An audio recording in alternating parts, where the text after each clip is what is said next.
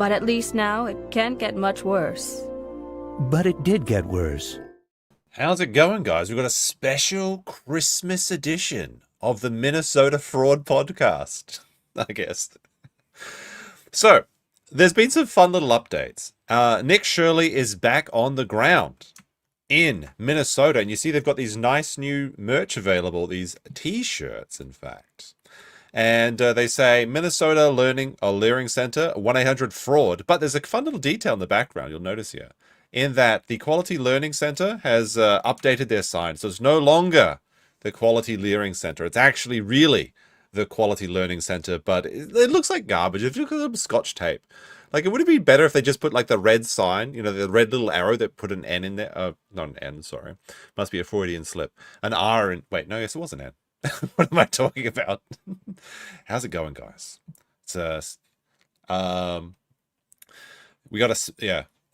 Sorry, my tongue, a bit tongue-tied. I usually don't stream it this time, so I'm not prepared. But breaking news in that the government has shut down funding to Minnesota daycares, as well as Tim Walz is coming out and talking about the racism and the anti-Semitism, well, not anti-Semitism, but, you know, all of the regular isms, trying to shut people down in this story. And what's fun is that Nick Shirley's not backing down from this. He's still there in Minnesota. He's still fighting the good fight, as well as David over here, who has made an offer for anyone that can prove his claims. He will pay $100,000. Now, you've got the regular people coming out and trying to say, like, this is all, like, fake, it's not real, and trying to disprove things, but it's a lot of fun. There's a lot of details, though, kind of in short clips, so we're going to go through those and fill them up for today. So let me see. What is this? What is this? New. The manager of Quality Learning Center says there is no fraud going on as he stands in front of the sign that is spelled wrong. So obviously they put the Scotch tape up after this video. The manager says the center was never closed over the last 8 years and points to the busy parking lot as proof that they were in business.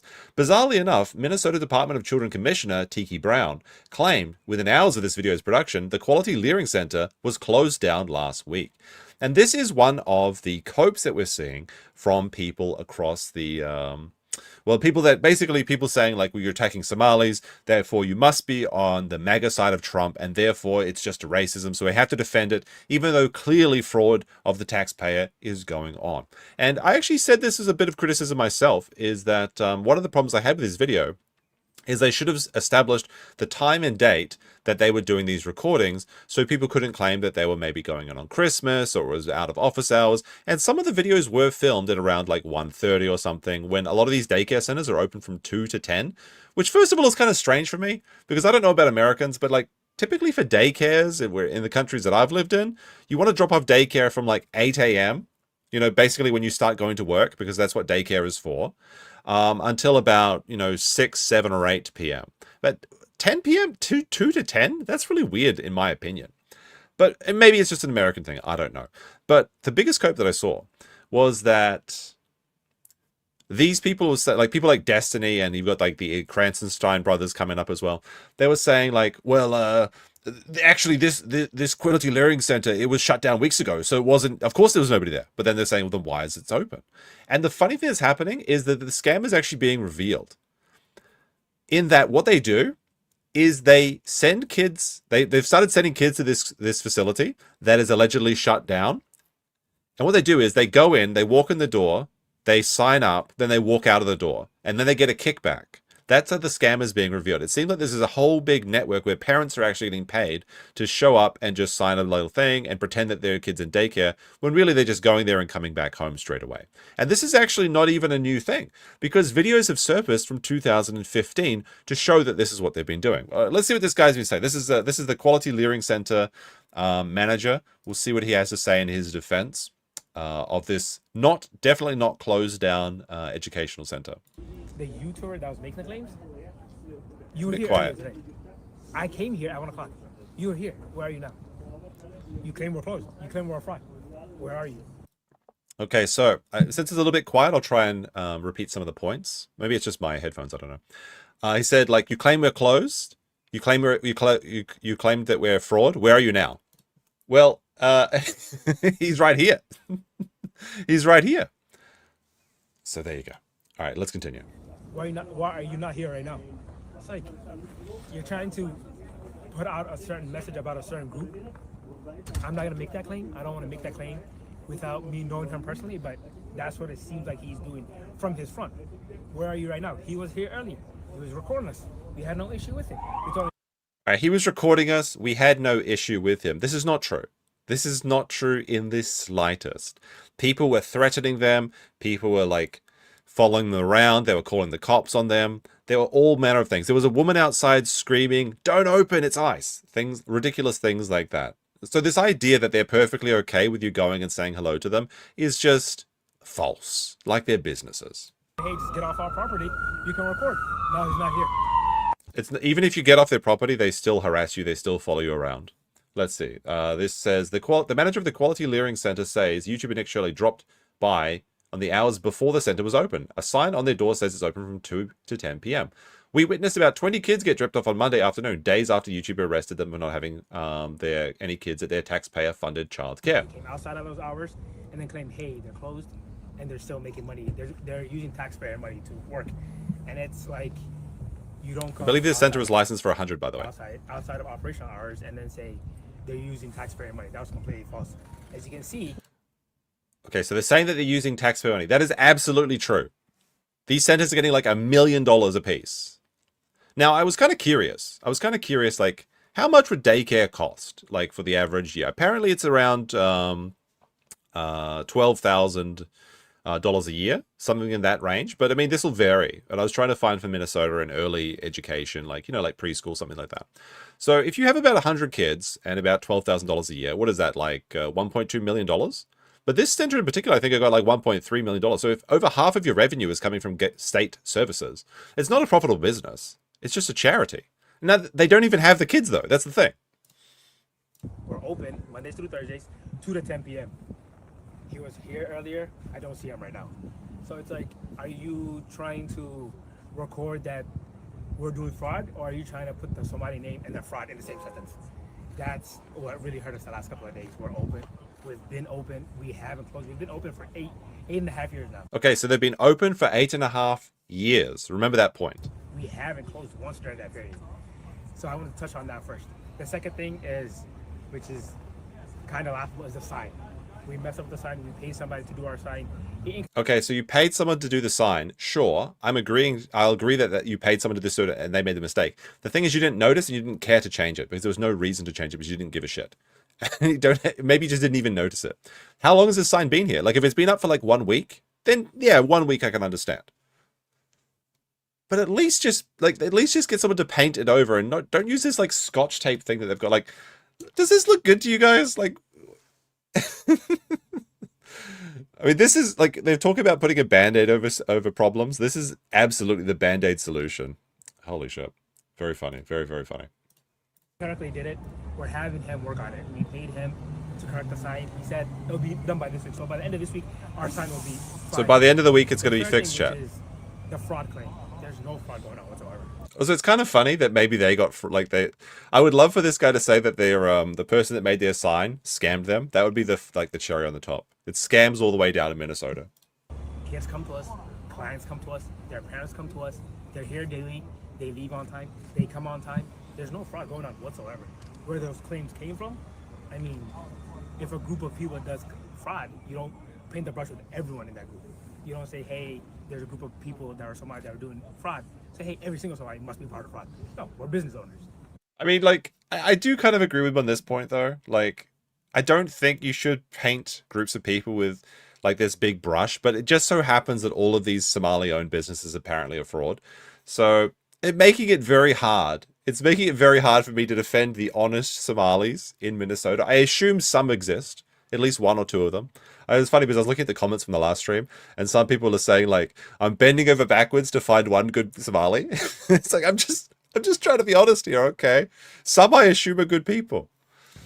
Just not the 800 or so that are committing fraud and upwards of $9 billion in the state of Minnesota and across America. Because as we're going to learn out later in the stream, this is actually a problem that's going on across America. Being a business owner is extremely tough. Trying to raise kids that are not yours, that are others, is extremely tough as well. But then for people to come and go like, hey, they're not really working, they're just taking free money. if any of us have children here, raising children is not easy. Trying to help them with schoolwork, trying to build their manners is not easy work. So when somebody comes and does that, it's really disheartening in the community itself. As Minnesota, as Somalis, as people that own this business for 8 years now, we do nothing but to uplift the community, uplift our. So this guy's been claiming that this business has been running for 8 years. This in particular center has had so many violations. That's why it's closed down. So I'm not sure if it's actually, maybe this one in particular is not actually a scam, but they're running it so poorly it may as well be a scam. I'm not sure. But they have a shit ton of, like a page of violations for various things. Children. Hopefully there was no, like I'm actually hoping that this is a fraud, because if there was actually kids in there, it could have been very dangerous. Uplift one another, uplift now Somalis, uplift Somalis to make a better community for all of us. So when somebody comes in and says, hey, they're not doing it, it's just like if he would have came during operational hours and there's no one here, okay, you've got a point. He came, I think it was 11 a.m. Obviously, there's no cars in the parking lot. If you look around, there's cars now. Yeah, because our employees are here, our children are here, our clients are here. But don't come at. All right, so he's saying it's operating. Now, let's have a look. I believe I have a clip. Where in particular is it? Not this one. Not that one. Give me a second here. I'll find it. We paint with the biggest brushes. I mean, some people do. They never close. It's 24-hour operations going on. Where is this dang clip? God dang it. Where is it? Here it is. Okay. Here's the one that I was looking for. All right. So, new. Minnesota Department of Children Commissioner Tiki Brown claims the Quality Learning Center closed down last week, which explains why there was no children when Nick Shirley visited. Today, however, the Quality Learning Center was packed with kids.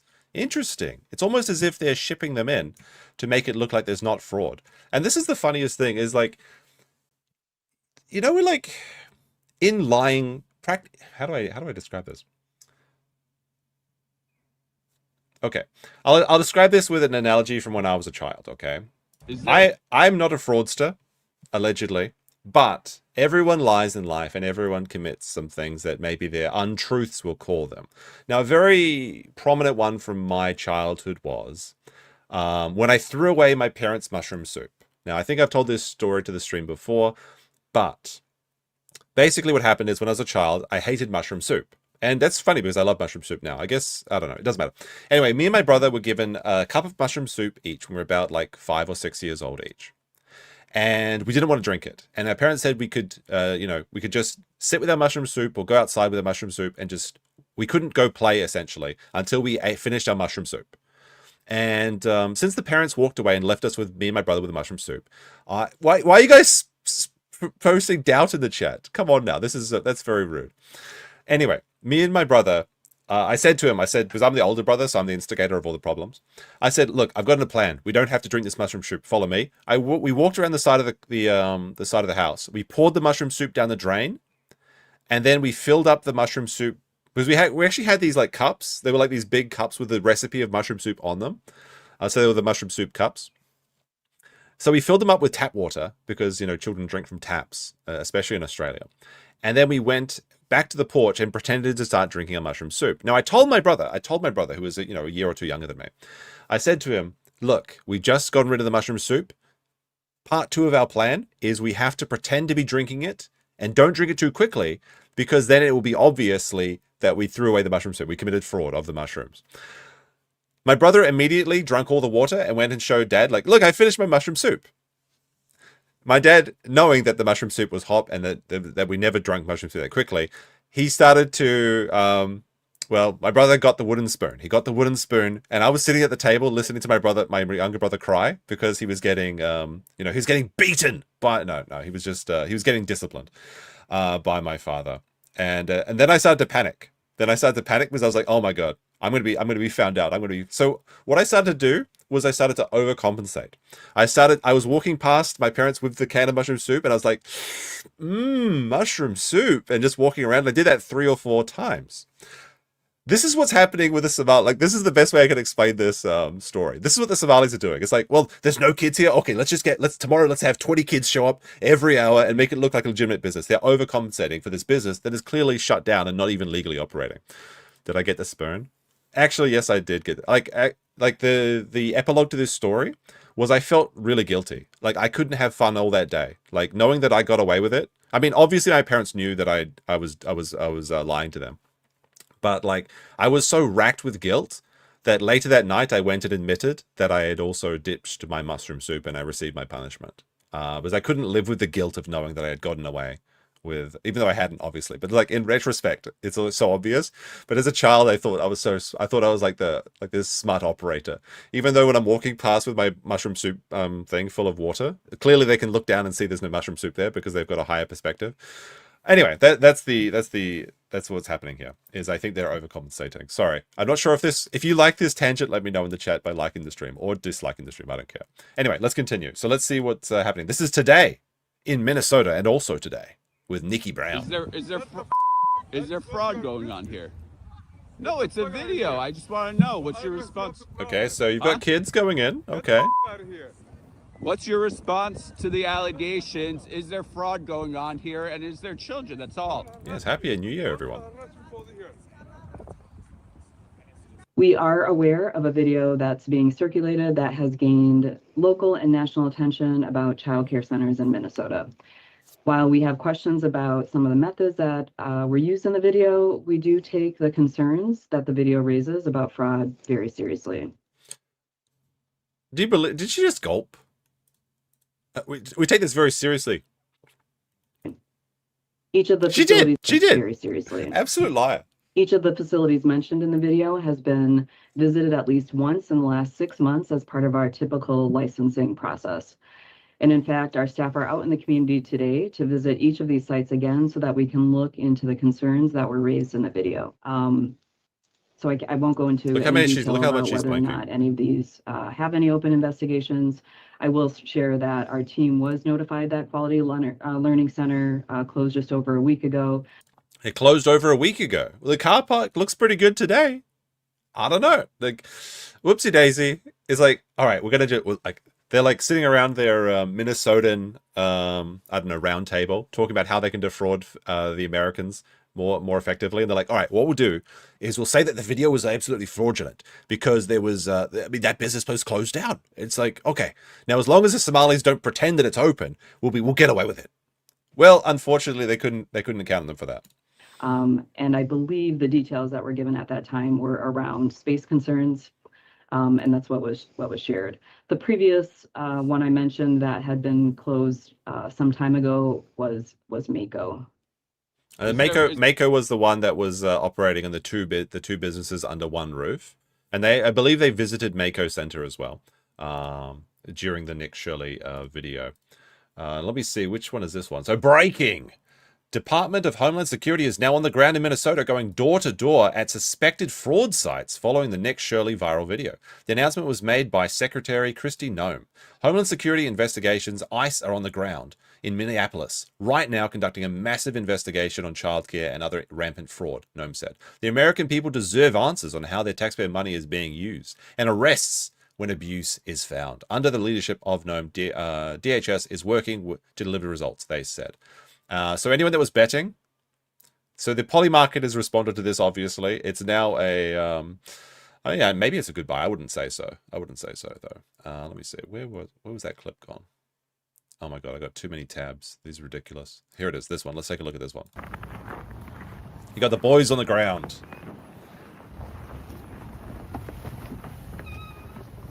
Although this doesn't appear to be a daycare, it is just some other, looks like a clothing shop. You got your... you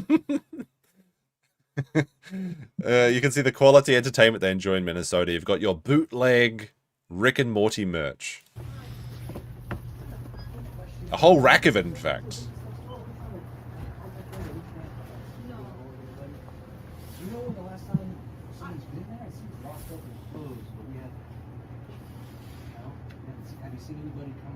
Yesterday I was working in Jordan. Bootleg Rick and Morty. Like, there's kind of an aesthetic to bootleg Rick and Morty stuff, actually. I was not here, so I'm not sure, to be honest with you. No. So, I live, the Meange says, I live next to Korean Americans. They have a nice church, and like 90% of the families I meet work vastly different cultures. Koreans are very hard workers. Like, maybe too much to a fault, and that sounds maybe strange, but if you look about South Korea at the moment, it's in a bad spot. But like the Koreans that are immigrants that I've met are always very nice. There's actually a very large Koreatown pretty close to where I live called Tsuruhashi.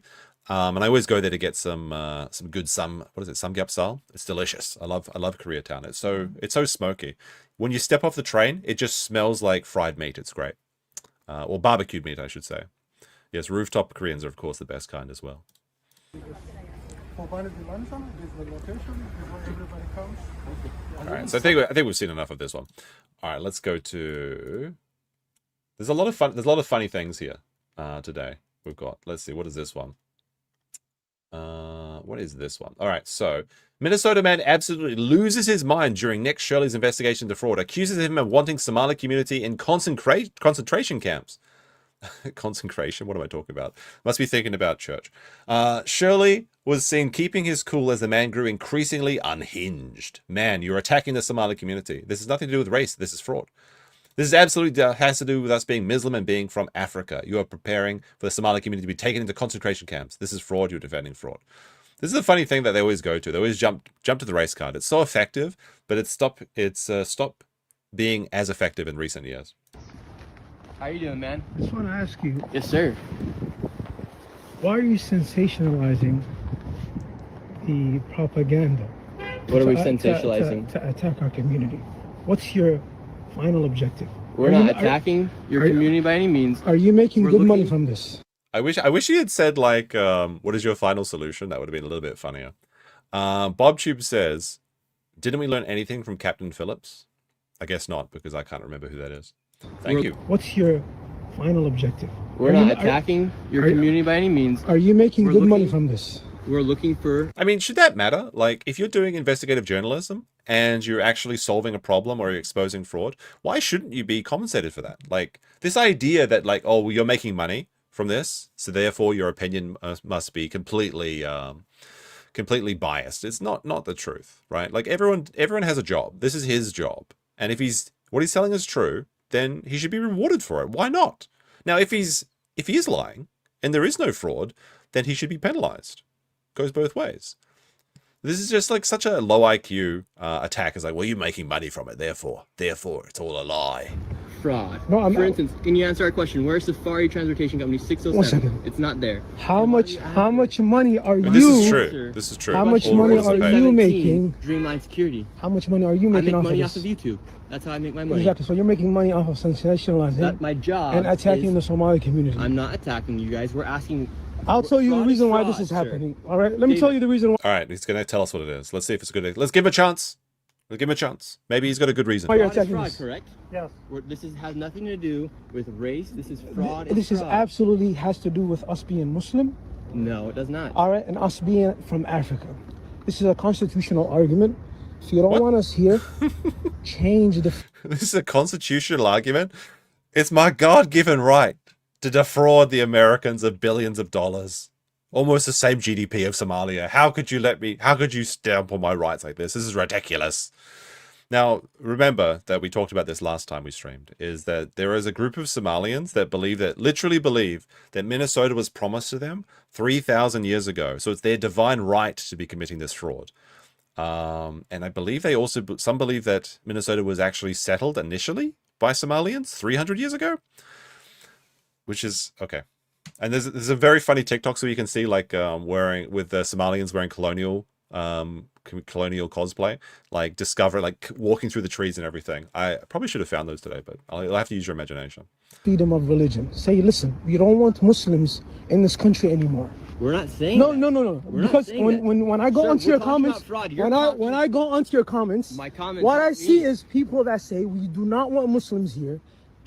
This is another thing that I hate. It's like, well, you got to defend your commenters. No, commenters are random third parties that you don't have any control of. You can turn off your comments. You can delete comments. But like on a video that like Nick Shirley's video got like over 100 million views.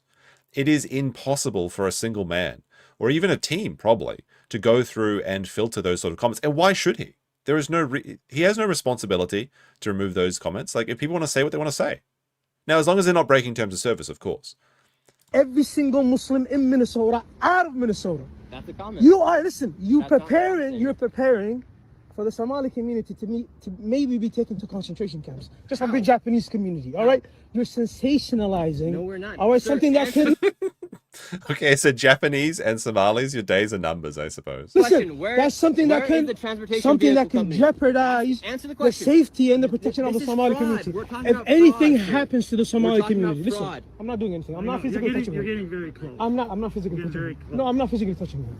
This is fraud. What you're doing, when I go into your comments, people who hate Muslims, who want us out of here for being Muslim, are using your material. This guy's doing a very good job of showing the world that there are peaceful people. Okay, by not violently, but aggressively confronting this man. That's a really good example. Islamophobes use your material. People who hate Islam use your material. So what? Terrorists use American dollars. It doesn't mean that American dollars support terrorism. Us, we don't want you here. Change the Constitution. But guess what? Let me tell you something. This is why they had paid security, by the way, for people like this. Say it. We're asking about fraud. What you do, you hate Muslims. I'm not saying I hate You Muslims. hate you hate Muslims. Why are you attacking us? Are we the only community that suffers because of fraud? We're talking about fraud. Are we the only community? They're not suffering because of fraud. They're benefiting from it. And no, they're not the only community that commits fraud. It just so happens that there is arguably up to about 800 fraudulent Somali businesses that are defrauding the country of something in the range of $9 billion. Now, if it was $9 billion of fraud of like trailer park, white guys, you could do this video as well. This is the thing they don't understand is, sorry, they're the ones committing the fraud. They can't change that. What, they're not allowed to talk about it because it's because they're a minority? That's ridiculous. That does fraud. Are we the only community that does this? And again, that's not even an argument because like, well, we're doing something bad, but other people do bad things too. No, it doesn't work like that. All right, but there's what, 300 Somali providers in all of Minnesota? There's actually I'm not. Don't touch me. Is there like, do you speak English? Right? Your security doesn't even speak English. Listen, let me tell you something. See, this isn't a race issue. That's an ironic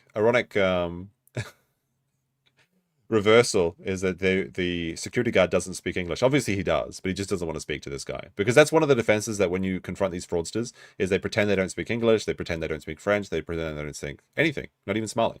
Listen, let me say something. About fraud. We have, what, 1,000 providers? Yeah, you guys have a... Even it's 2,000 providers. Okay, you want to sacrifice the safety of 80,000 people because of fucking 2,000 providers? Okay. Are you fucking mad? He's not sacrificing their safety. He's just trying to expose this fraud and doing his job. It doesn't mean that those people are going to be targeted or put it like this is the thing is that these people actually believe this. Like you have that white woman that was screaming like don't open up its eyes. They literally believe that like everyone is going to be thrown into concentration camps and grind down into lamps and soap and butter and things. Maybe not butter, but they literally believe that that's what's going to happen if they don't start screaming in people's faces and say that Trump bad. That's the world that they live in. I'm not stupid, you're stupid. You're sensationalizing. What about if a mass shooting happens in Minnesota? It will be because of you. It will be because of you. If any Somali gets hurt in Minnesota. No, you're not responsible for the actions of another person. That's ridiculous. What is this? It's because of Nick fucking Shirley. If any Somali, if one single Somali... So if one Somali stumbles on the streets, slips on the black ice, you know, there's a cartoon like... It's Nick Shirley's fault. It's her. This is about fraud. It's because of you. Sensationalizes. You son of a bitch. Sensationalizes. Wow, you're Get the fuck out of our neighborhood. Very nice. Get the fuck out of our neighborhood. Can you tell me where the Get the fuck out of our neighborhood. We don't want you here. Oh, your neighborhood. Get the fuck out of here. Get the fuck out of here. Calm down, sir. Get the fuck out of here. You want to sensationalize? You want to clicks? You got clicks. You want clicks? You got clicks. I really don't understand these people because like by doing this confrontation and like being on camera while you're yelling and screaming and saying these unhinged things, yes, you are further publicizing and sensationalizing this thing. Like if this guy is just like, if this guy is a straight up liar, just ignore him and then let the processes of review go through and make sure that these are legitimate businesses. And then nothing will happen. It'll just die down. But obviously he can't do that because he knows that it is fraud and he just wants to protect his bag, which is very, very strange because he came up to him saying like, well, you're just trying to make money. yeah, they're all trying to make fucking money, but some people are working and some people are stealing. You wanted clicks? You wanted YouTube? You wanted YouTube clicks? You got YouTube clicks. Now get the fuck out of our community. Tell me where the Get the transportation fuck fee out of goes. our community. Tell me where the You stupid racist motherfucker. Say I don't want Muslims here. Say I don't want Muslims. Why do they always do this as well? It's like, just say the thing I'm accusing you of, so I could use, like, why? Here. Say it. Say I want to change the Constitution, No, I don't and I want to want change the freedom of Constitution. religion, and I don't want Muslim Somalis in Minnesota. Kick them out. I was born in this country. You have to take the passport away from me. Relax. That is what you are arguing Calm for. down, sir. We're not What? talking- Change the Constitution. Sir, stop. Fuck you. Get the fuck out of my community. Get the fuck out of our community. Get the fuck out of Does this guy really have a passport though? Like, I think he means citizenship. It's kind of crazy how few Americans actually have passports. our community. Get the fuck out of here. Get the fuck out of here. Stupid fucking idiot. All right, that was a fun little clip, wasn't it? All right, what do we got here? New David from the Nick Shirley video offers $100,000 to anyone who can prove his information false. The offer was made outside the Quality Leering Center in Minneapolis. Anyone who want to take me up, $100,000 if you can disprove my information. David was heard saying as he let people take photos of his papers. This is David's. Like, I actually have concerns for David. I feel like he may be removed, or he might be. It might be New Year's Eve tonight, or I guess maybe it's tomorrow for Americans. He might be walking home and he might fall down a shaft onto some bullets or something like that. Anyway. No, don't call any parents. Anybody want to take me up? And this is after they returned, obviously, because they have their Quality Leering Center merch, which is actually very effective merch. If he's selling this, he's going to make a fuck ton of money. Give you $100,000 if you can. $100,000. You can disprove my information. So give me a copy of what you have, and I can If you can disprove my information. 100,000. Give it here. 100,000. 100,000. 100,000. He's going page by page. They're going. Come on, girl. Just keep your video on it. Okay. And just screenshot it while you're going. Let me know when you got it. They got it. Oh, he's going Okay. page by page. Just the energy we need in the Twin If Cities. anything on any of these pages is inaccurate, I'll give you $100,000. Come on. Is he wearing makeup? Oh no, wait, this is a TikTok filter. So this person, Kadra Abshir, has got the makeup filter, and it looks like. Do you guys see this? I thought it was freaking out for a second. Disprove it. Is it the makeup filter? Hold on, we got to get this into the crime lab to check this out for a second. I swear to God, this is the makeup filter. It could be something else. They're doing this man dirty. Look at this. Hold on, look at this. This is what this is. Is this maybe he's just got luscious eyebrows? Eyelashes or something. I feel like this has to be the TikTok beautification filter. It's got like his little blush and everything as well, which is kind of a rude move actually to do that, but kind of funny. I'm trying to. Okay, you got that page? Here's the next page. He's showing them page by got page. It could just be the angle and like bad video compression, but I don't know. I choose to believe my TikTok beauty theater theory. Everybody got it? Yeah. Hey, Okay. No, there's no way. There's no way now. $1 off. It's gotta Prove be. me wrong. Anybody take me up on it? It's got like the eyeshadow too, like the purple eyeshadow. You can't. If you can't, you have to have verified information. nimca ninkan la iska celi barafa lagu tuuro buuq ku kiciya There you go. There's another aspect. They can make some more money off this if they're really having legitimate businesses. There you go. I'm just jealous. I have beautiful eyelashes. I don't know what you're talking about. I don't know if you can see them. They're thick. They're thick. Unlike, never mind. alla ciil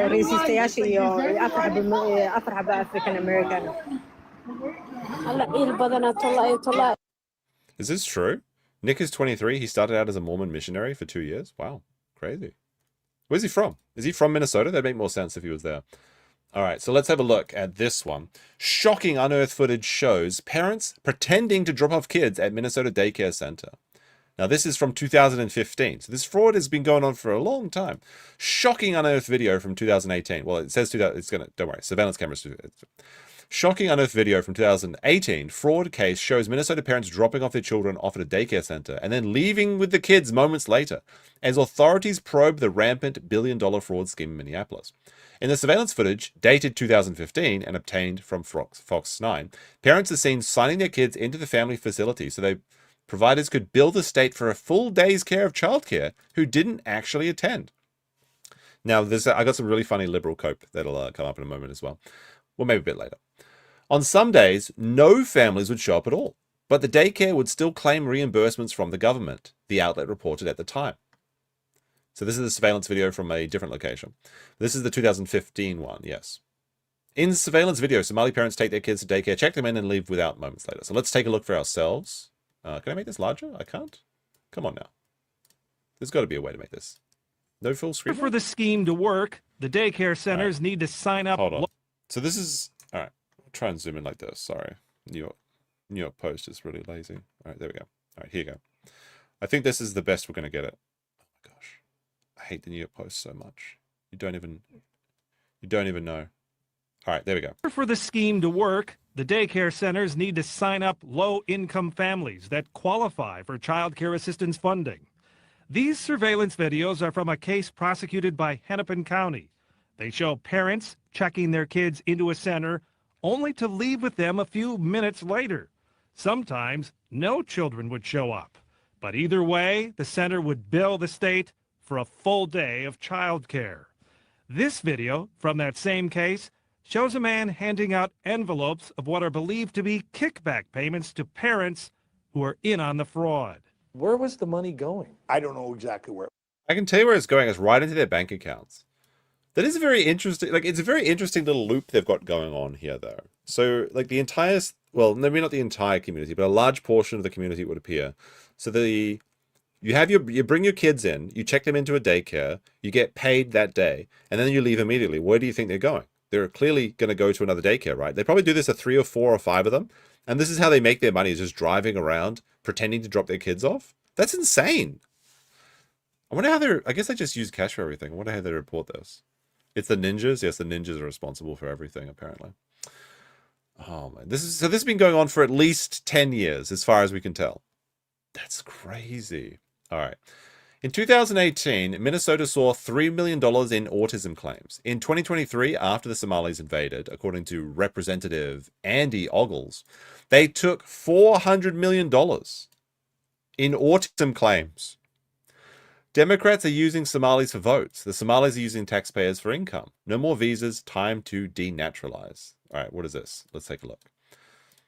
When you look specifically at Somalia, where they're manipulating the system. So in 2018, there was $3 million in Medicaid claims for autism. Now, if you remember the previous stream, or if you didn't see it, there was 3 main aspects to the fraud that they were uncovering. There was the daycare schemes, there was the adult healthcare services, and there was the autism centers, which were exploding over the last few years.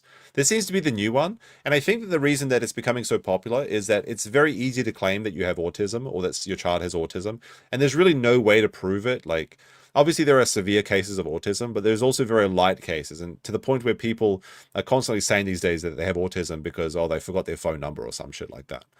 So it's a very, very clear, easy way that you can start defrauding money. Is just say, well, yeah, my son has autism, or 100 kids in this community have autism. Yeah, no, you can't go check them.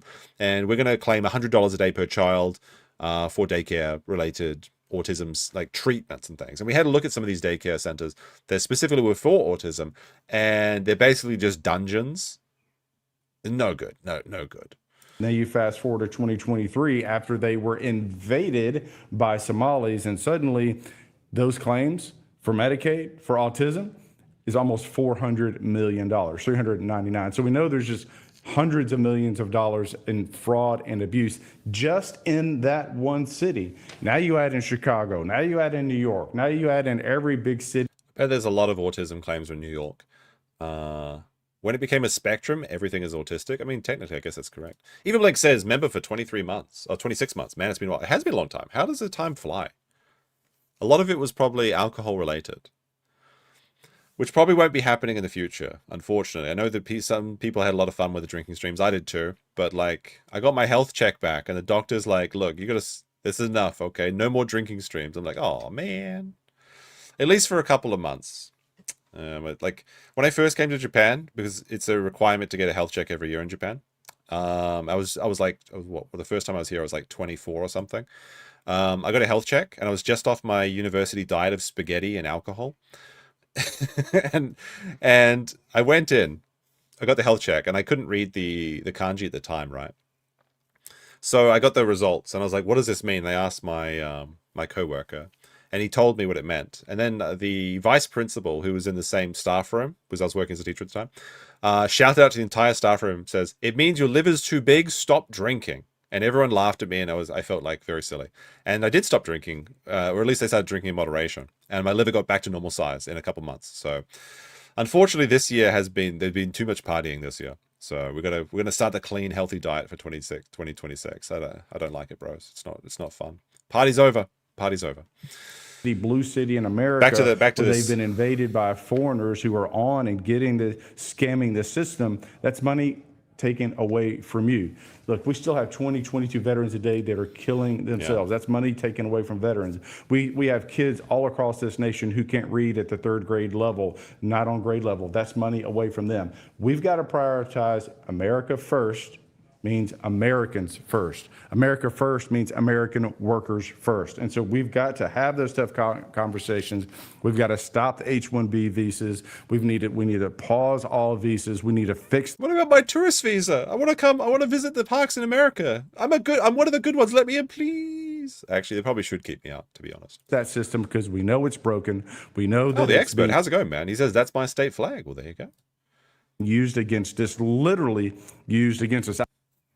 Livers are overrated. Livers are very hard workers. It's actually incredible how much the liver can regenerate. So I'm not too worried. Although what's kind of funny is when I went to my health check, I was actually a little bit hungover, which is not great for testing. So they thought I was in real big trouble. And I was like, no, don't worry. It's fine, guys. I'll come back in a couple months and retest it for you.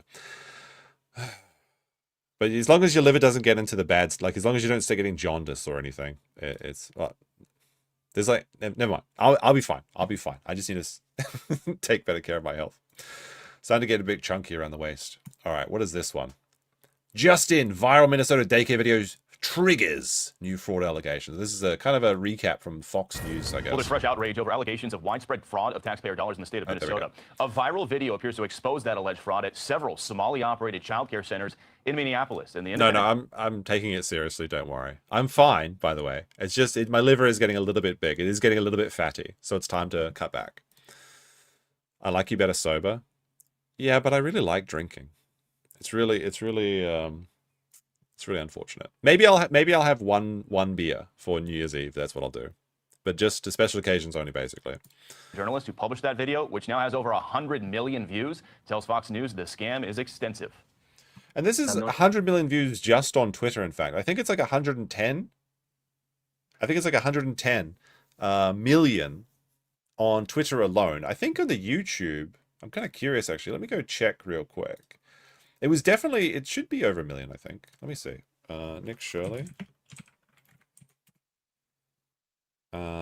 It's up to 2 million on YouTube, which is a lot. Like on Twitter, like 100 million views. I mean, that's a shit ton of views. But like, it's not the same, right? About the fraud taking place for a long time. Minnesotans have been telling me for a long time about the Somali fraud that is taking place. And that's just the tip. When people say it's the tip of the iceberg, it really is, because there's billions of fraud inside the state of Minnesota right now. And Garrett Tenney is covering this story from our Midwest Bureau. Garrett, good morning to you. Yeah, Bill, good morning. This is just the latest example of the kind of widespread fraud that whistleblowers say has been taking place in Minnesota for years. And elected officials from towns around the state, all the way to Capitol Hill, are demanding investigations now into child care centers like this one.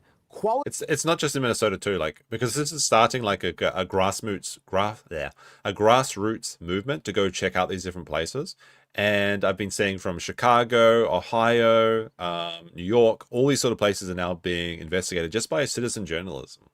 Now, some of them are just trying to find a sensational story, sure. But if they're operating in good faith, they shouldn't have any concerns.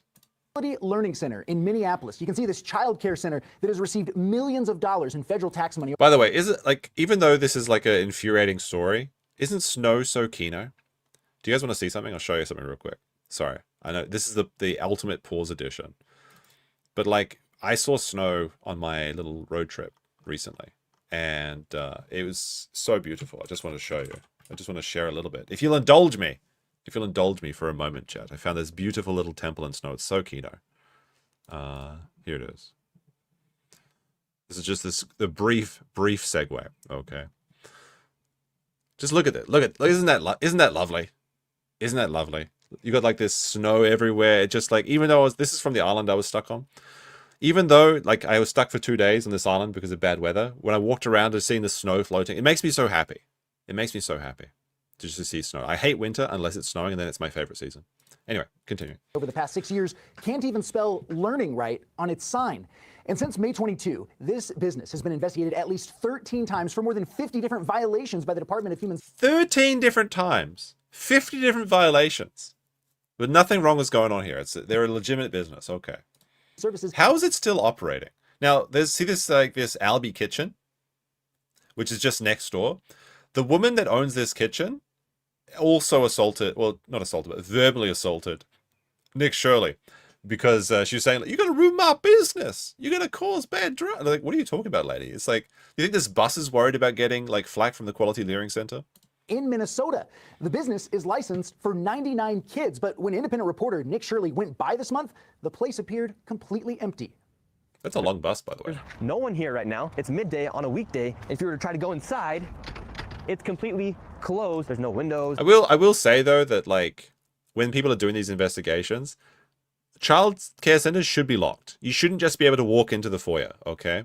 It should be locked. There should be a buzzer. There should be like there should be like a front, like you've got your desk, your secretary or whatever, not secretary, but like your admin person who's in view of the thing, and they buzz people in. You shouldn't just be able to walk in for obvious reasons.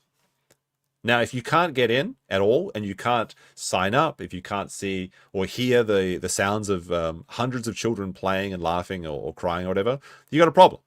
But the door being locked on the offset is not too strange. The blacked out windows are though. Like usually you want to have like maybe frosted glass or something. No, nothing. And like I said, they literally spelled the word wrong on their sign. This is open and blatant fraud taking place here inside of Minnesota. Shirley went to multiple child care centers and said he found similar setups where businesses that have received piles of taxpayer dollars were either closed. Hold on a second. I just want to go back for a second and look at something. And he found fraud taking place here inside of Minnesota. Shirley went to multiple child care centers and said he found similar in some of these videos of these women that are running or that they're allegedly inside these centers, they actually look like they have signs of physical abuse. Like one of the women straight up looks like she's got a shiner. Where businesses that have received could just be a coincidence. Maybe she was just straightening her hair, Taxpayer dollars were either closed or he couldn't see any children present. In response to that video that's now gone viral, Vice President J.D. Vance posted on X, what's happening in Minnesota is a microcosm of the immigration fraud in our system. Politicians like it because they get power. Welfare cheats like it because they get rich. But it's a zero-sum game, and they are stealing both money and political power from Minnesotans. Some people are very, very angry about him posting about this. It's like the people on Twitter just want this to be like a battle of like YouTubers and streamers and things. And then when actual government gets involved, they're like, hey, you're not allowed. You're not allowed to. We're the ones that are allowed to talk about this because they don't like it, the idea that things might change. Because it seems like people are very, very interested in this story. I mean, it's like billions of dollars being stolen. Why wouldn't you care about this? Senator Ron Johnson says this is now going to be a primary focus for congressional investigators. Agency heads who funnel the federal money to the state agencies, they have to Sean is stealing my content. Is this true? Is he doing some modeling or something? He can steal some of my content tomorrow. Like the Echoes of Extinction new dinosaur game is supposed to start their tech demo tomorrow, so I'll be streaming that tomorrow, January 1st, I guess. I don't know. Should we do a Thanksgiving? Should we do a stream tonight for New Year's Eve? I was just gonna edit my videos. But maybe I'll do something with Max, maybe if he's free. I think BP's in America, so we can't have a typical Friday stream, but we'll see. State agencies are transparent, and unfortunately, particularly in Democrat-controlled states, they're not. They're refusing to turn over those records. I've got subpoena power. I will use that subpoena power to obtain these records because we have to get to the bottom of this. Yeah, Minnesota Governor Tim Walz is under fire for all of this happening under his watch. I don't like this guy. This guy looks like a robot that is built to pretend to be a white person. You know what I mean? He's a little bit too clean, a little bit too neat. I don't know how to describe it. There's something uncanny valley about this guy in particular. I don't know. Maybe maybe I just don't like normal people. What do you guys think? Is this a real person or is this like an imaginary government CIA bot? He looks like a Ken doll. Yeah, that's how I'd describe him. That's a good way to describe it. He's a cyborg. No hands AI. You know what's really funny about the AI thing is that, you know, that guy, who's that like disabled guy? He's like a crippled, but he's very funny. It's like Ricky Berwick or something.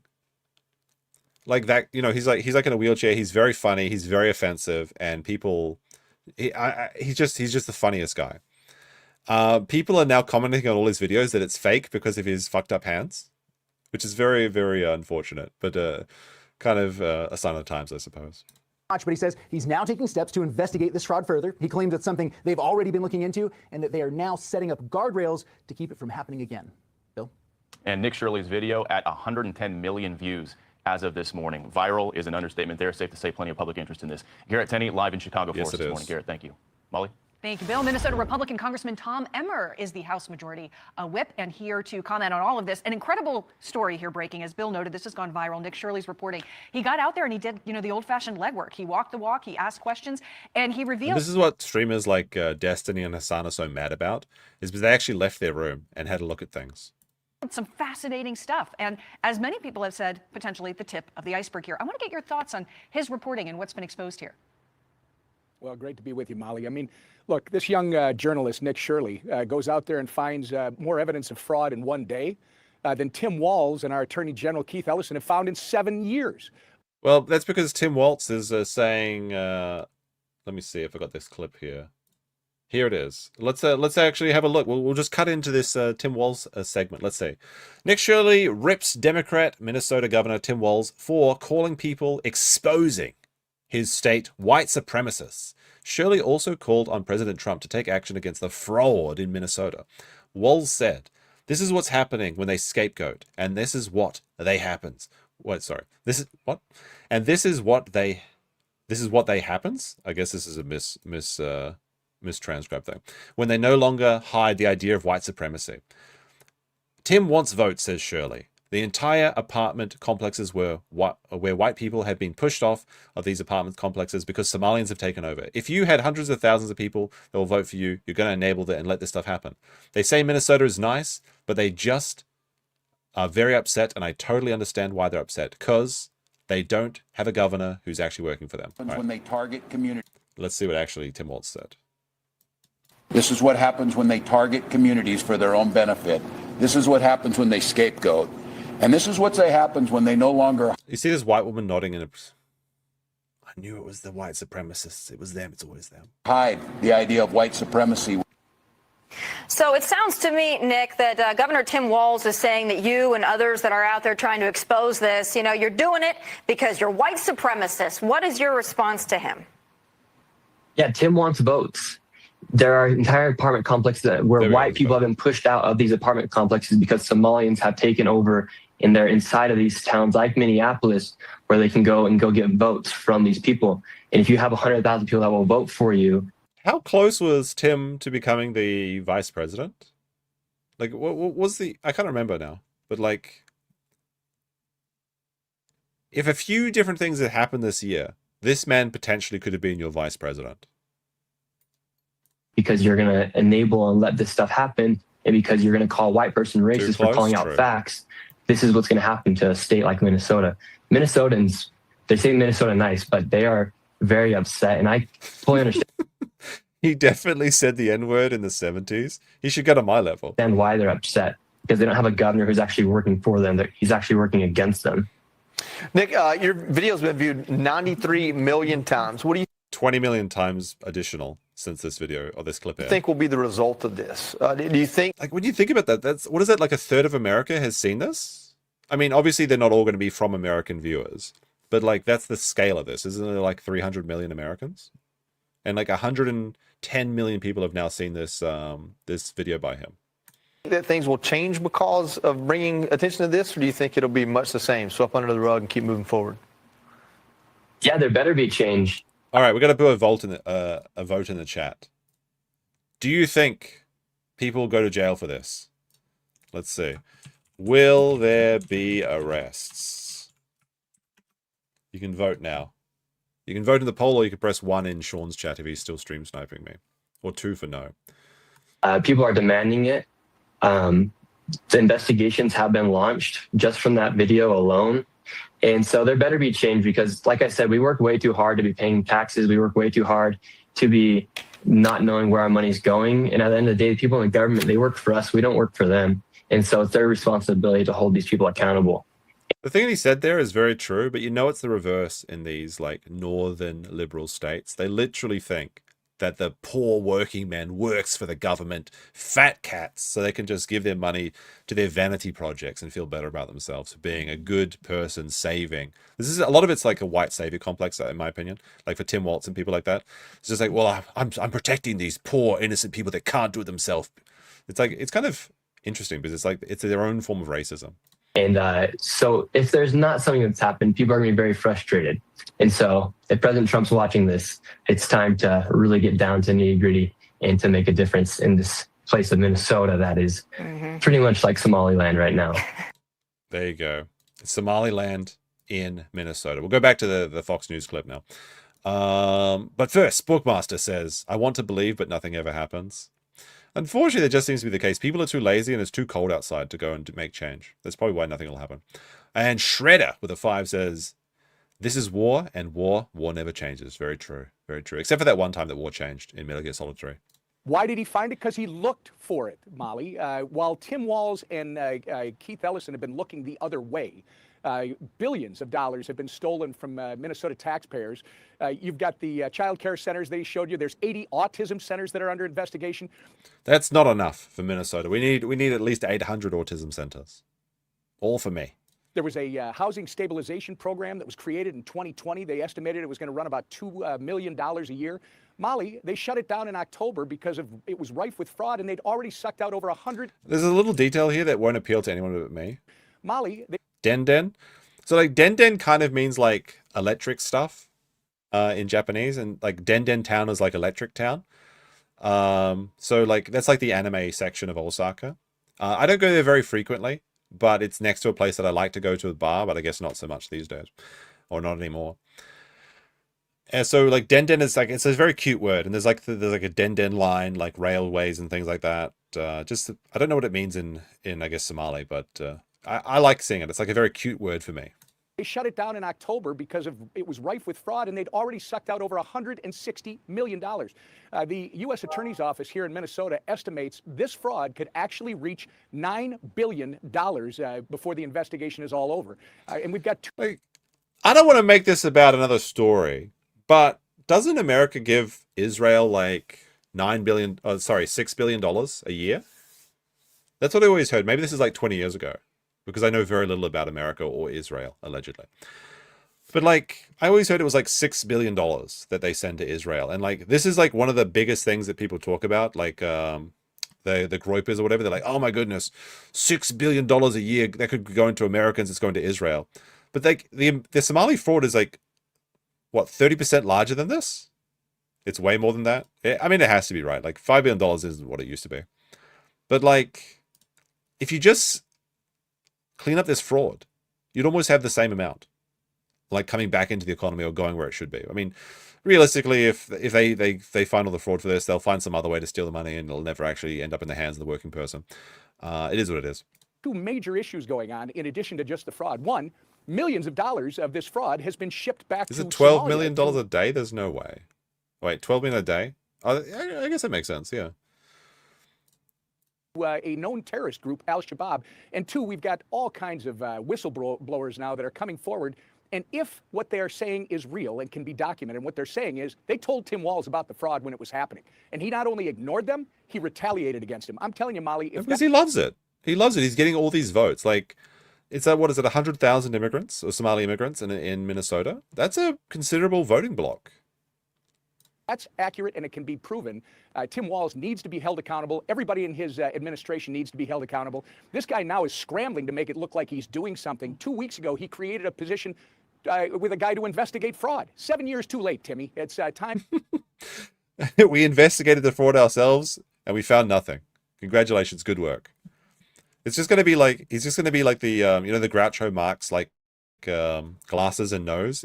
It's going to be that on Tim Walz, and he's just going to be the head of the fraud department. It's like, oh, I found answers to all these questions and hold everybody accountable that has ripped off Minnesota taxpayers and, frankly, supported terrorists in a foreign country. A lot of interesting points there. The House Oversight Committee. It's not only that some of this money is going to terrorists abroad, but it's also going to political contributions for people like Somali candidates. Because we saw that this was actually part of Nick's video. Max out the contributions, $1,000, from a lot of these daycares, specifically in Minnesota, going to other states and various Somali representatives across America. As well, looking into this and asking a lot of questions about what's going on in Minnesota. I want to get a look ahead, so at 2026, some of the difficult challenges that Congress is facing, particularly when it comes to the Affordable Care expiring subsidies. Obamacare. I want to get your take on this. This is Representative Swalwell, Congressman on the Democratic. All right, so Sam says that most of the money aid going to Israel is in the form of gift certificates to buy weapons from the US. We aren't just giving them cash. I've heard before. I definitely heard the argument that like we need. Well, I'm not saying we because I'm not American, but like Americans need to support the fund going to Israel because it props up like the military-industrial complex through gift certificates. Like I don't know. It seems like a fraud to me. It's all fraud. All government is fraud, in my opinion. Side, of course, and get your reaction. Take a listen. The majority of the House of Representatives wants to put these subsidies in place so that Americans can pay less for healthcare. So it's now on the Speaker, when we reconvene in just a couple days, whether he will put this up for a vote. Yeah, now there are millions of people that supposedly depend on these subsidies. Your thoughts on where this is heading and what Republicans will be doing? Well, these comments are indicative. They're what the Democrats are trying to do. It's very disingenuous, Molly. These are enhanced premium tax credits. Let's make it clear to your viewers. That's a fun word. Enhanced premium tax credits. Super double good money tokens. Nice. These are paid directly to health insurance companies, not to the people that signed need. To glow. It's probably my girlfriend gave me some moisturizer for Christmas, which is not a good thing, I assume. Say, hey, you're looking too old. Start moisturizing. So maybe I need it though. But yeah, I'm very glowy now. The health insurance, which is the other thing that's important here. These enhanced premium tax credits were created by Democrats during the pandemic under unusual circumstances to expire on December 31st of this year. They only impact 21 million people in this country, while 300 million people are seeing their health insurance premiums run out of control to the extent that they can't afford it. These guys are talking about 21 million people. Eric Swalwell and Democrats do not want to fix this problem. All right, I think we've seen enough from this one. All right, let's have a look at what Destiny says. Destiny says, I see this slop picking up a ton of attention. And while I have a bunch of questions a lot about this shoddy journalism that was done for the video, here's a quick, easy question to demonstrate how bad faith the video was done. Why did you visit the place of business and not show the sign posted on the door that showed the hours of operation? Is it because that would have shown that you showed up a full hour before it even opened? Images 1 and 2. A fan of mine dove the business and took photos of the sign posted you tried to hide. And it clearly states the hours of operation were 2 to 10 p.m. And this is of the Quality Leering Center. Now, doesn't matter. It doesn't matter because they're not supposed to be operating anyway. They're closed down. And now they're just shipping in fake kids. So they tried to get a bit of a W, but kind of blew up in their faces because he also never leaves his bedroom. Well, we got Brian Kranzenstein, the, how do we describe this guy? The man that bought and sold barely legal teen porn websites and is now a professional virtue signaler. That's how I describe him. Breaking. If anybody knows the name of the owner of this daycare, please contact me. I would like to, why don't you just call the fucking number? This is the worst. It's like, if anybody knows the name of this guy, it's like, the phone number's right there. The phone number's right fucking there, you retard. I would like to start a GoFundMe, not only for the owner and money lost, but for their legal costs for him and others to sue Nick Shirley for their likely defamation. So white, liberal to the rescue, can't even read his fucking... Oh yeah, I guess he can't read the Quality Leering Center either. He also said another one. There was, let's see, there was a quote from him that I think I had. Where was it? Oh yeah, we almost got to the Reddit section. That's kind of fun. All right, we'll try and find it. I'll try and find it later. But Deputy Secretary Jim O'Neill, we have frozen all payments to the state of Minnesota. Suffer, Minnesota. Oh dear, dear, dear. Oh no, no, no, no, no.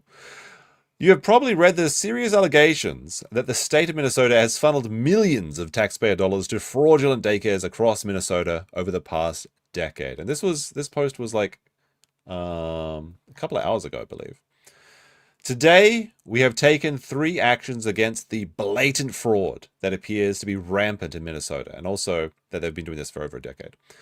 I have activated our Defend the Spend system for all ACF payments. Starting today, all ACF payments across America will require a justification and a receipt or photo evidence before we send money to the state. Number 2, Alex Adams and I have identified the individuals in Nick Shirley's excellent work. I mean, the government's taking notice. Maybe he did some good work, liberal commentators. I have demanded from Governor Tim Walz a comprehensive audit of these centers, including the attendance records, licenses, complaints, investigations, and inspections. 3, we have launched a dedicated fraud reporting hotline and email address at childcare.gov. Whether you're a parent, provider, member of the general public, we want to hear from you. We have turned off the money spigot. That's a nice word. I like that word. And we are finding the fraud. Okay, we'll listen to his announcement. This guy looks a little bit weird, though. He looks like an Office character that was rejected, but we'll give, he's doing some good work. So. Hello, I'm HHS Deputy Secretary Jim O'Neill. I'm here with Assistant Secretary Alex. It's 2 L's. O'Neill with 2 L's. Alex oversees the Administration for Children and Families. Intrepid journalists have made shocking and credible allegations of extensive fraud in Minnesota's child care programs. We believe the state of Minnesota has allowed scammers and fake daycares to siphon millions of taxpayer dollars over the past decade. My office, ACF, provides Minnesota $185 million in child care funds each year. That money should be helping 19,000 American children, including toddlers and infants. Any dollar stolen by fraudsters is stolen from those children. Yesterday, I spoke directly with the director of the Minnesota Child Care Services Office. She could not tell me with confidence whether those allegations of fraud are isolated or whether there's fraud stretching statewide. I think he's not tiny. I think he's regular size. It's just that this O'Neill guy is like really tall, and that's why he's hunched over. Today, we've taken 3... I don't know. What is the size of one standard American flag? Can we use that as... That seems like a system of measurements Americans would use. Like one flag height. How tall is that? direct actions against the blatant fraud that seems to be rampant in Minnesota. First, I have activated our Defend the Spend system for all ACF childcare payments. Why does this look like a Saturday Night Live skit? It's just government's a bunch of clowns, even when they're doing good things. Across America. Starting today, we require a justification, receipt, or photo evidence before we make a payment. Second, I've just signed and sent a demand letter to Governor Walz. I required a full 360 review of these centers. This includes attendance records, licenses, complaints, investigations, and inspections. And third, we've launched a dedicated fraud reporting hotline and email address at childcare.gov. Whether you're a parent, a provider, a member of the public, we want to hear from you. Let me be crystal clear. ACF expects every state to uphold the highest standards of oversight, monitoring, and accountability for federal dollars. Minnesota is no exception. Order is frozen. Stoney's is going to go bankrupt. I don't know, you might be onto something, because as I understand it, Stoney's was advertising Naked Twister, hosted by Arameen Holte, host of the Steel Toe Morning Show, and Serial Kuma in Nick Recator's wife. But when I looked up their dates for going to a Naked Twister event, just to watch, obviously not to participate, I could not find that. Despite all of the ads I saw on Sean's channel telling me that this was indeed a true event. Committed to holding bad actors accountable. Regardless of rank or office, anyone who's involved in on the perpetrating patio, this fraud against the American people should expect to be prosecuted to the fullest extent of the law. Thank you, government. Very cool. All right. What do we got here? So the Reddit segment. Okay, this is the most fun segment. Not really, but... Not really. All right. So, our Minnesota has been shut down. It's been shut down. Minnesota's party locked. You cannot comment in the sub if you didn't already have activity. So it's they've isolated the Minnesotans, not only the Redditors, but the Minnesotan Redditors. You need to you have to have karma in the Minnesota Reddit to post. What do people in the Minnesota Reddit even talk about? Like how good gay 90s is or something? I don't know. The absolute state of Reddit, absolutely. Shredder with a 5 says, wait a second, $135 million in Fedcoin into Minnesota to help 19,000 kids? That math doesn't write. Very true, very true. All right, the Redditing continues though. Mods of our Minnesota have banned a user for posting Nick Shirley's video exposing the daycare fraud. Let's see. Hi there. What about the comments you did? Let's see. We are all aware of this YouTube video. We're also aware that now that this guy is a far-right influencer. Wait a minute. Wait, why did you get banned from the Reddit because you're far-right? Is he far-right? I don't think he is. I mean, he just seemed to be doing some unbiased reporting. We are also aware now that this guy is a far-right influencer who is going to close for the holidays daycare. Well, there's no evidence of that. I mean, in fact, the people that are saying that they were closed for the holidays are the same people that are coping to say that he showed up like before 2 o'clock. If it was closed for the holidays, why would it matter what time he showed up at all? And those that have been closed for months, why are there children at these closed for month daycare centers? They had children there yesterday that were walking in and out immediately. If you want to do fraud, you have to coordinate, because when one person's saying it's closed and then you've got like a bunch of props in the background to pretend children going in to make it look like a lively business, it doesn't really work for the narrative, does it? He was essentially feeding his flock thoughts because they can't do that on their own. We don't want false info on our subs. Stop it. And go do it in a sub that allows this kind of nonsense. So this one man was banned from Reddit, from Minnesota Reddit. Let's see what some of the other Minnesotan Redditors are saying. Here's how Redditors are reacting to the Somali daycare fraud story. Minnesota is a very developed state, so you're a lower life form for worrying about the fraud. Nick is MAGA, so clearly this isn't factual. This video proves nothing. He's a psycho for wanting to see kids. Now, this is one of the things that I mentioned is like, they should have just set up like a time lapse or something like that, so you can see that people are going in without saying, because when you say like, show us the kids, that's something that a daycare wouldn't do. But there would be signs of kids. There'd be playgrounds, there'd be noise, there'd be a lot of evidence of them being there. You don't actually need to see the children in particular. This is just a false narrative people are pushing, that they're trying to make it seem like he's a pedophile or something. So let's see these Redditors exposing Somali daycares. Hey guys, so a group of aggressive white men and me got together and stormed the ghetto looking for minorities to harass. When Daddy Trump sells us our third world dictator for $400 billion, we say, please Daddy more. But of course, when a struggling community gets, I don't know if they're struggling, they're making millions of dollars a year. They seem to be doing pretty well. Gets funding for a classroom for a year. It's fraud because they're black. This is what they actually think. This is the only way they can see the world, in black and white, ironically. Anyway, so we banged on the door and demanded to bring our children out. Keep in mind that ICE has been rounding up random American citizens, so it wouldn't be wise to come out anyway. I mean, not if you're a citizen. But they wouldn't even bring their children for us to inspect. These woke liberal Democrats don't love America like we do. I mean, not any of the Constitution or its Bill of Rights. We flat reject those. Search and seizure, habeas corpus, due process, that's commie shit. Real America is Daddy Trump's secret military abusing black children. And so that's what we're going to do. This is what they're LARPing in the Minnesota. It's Minnesota Uncensored Reddit. You live under a rock. This has been going on for years with an action by Tim Waltz and his cronies while they retaliate against whistleblowers. So this is the the 100 IQ. I love this one. Is like a Rick and Morty meme. Minnesota is one of the most developed states in the nation, and thus by extension the world. I'll turn off the chat so you can see it. There you go. All that in spite of these racist troglodytes like yourself. You suck the blood off the success of liberals and then piss and moan about it. Get the fuck out of this state. To be fair, you do have to have a very high IQ to live in Minnesota. Oh, Redditors are so funny. But what about the child care? Yeah, I know. What's this next one? Let's see. This journalist is a MAGA hack. I mean, how do you determine that someone is a MAGA hack? Is it just everyone you hate is a MAGA hat? Everyone you hate is a Nazi? Is that the situation? His job is to change the subject away from the pedo president. Wait, so his proof that there is no children in that daycare is to point at another daycare center across the way with an empty room? No, they went to several daycares. None of them had any children until this came out and hundreds of millions of people saw it. Well, 100 million people saw it.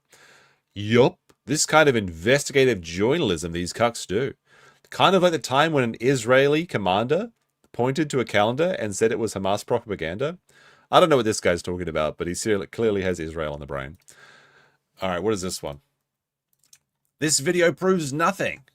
No one should even allow strangers into daycare centers to record children. Now, I agree with this, but that's not the point because there was no children to be in danger in the first place.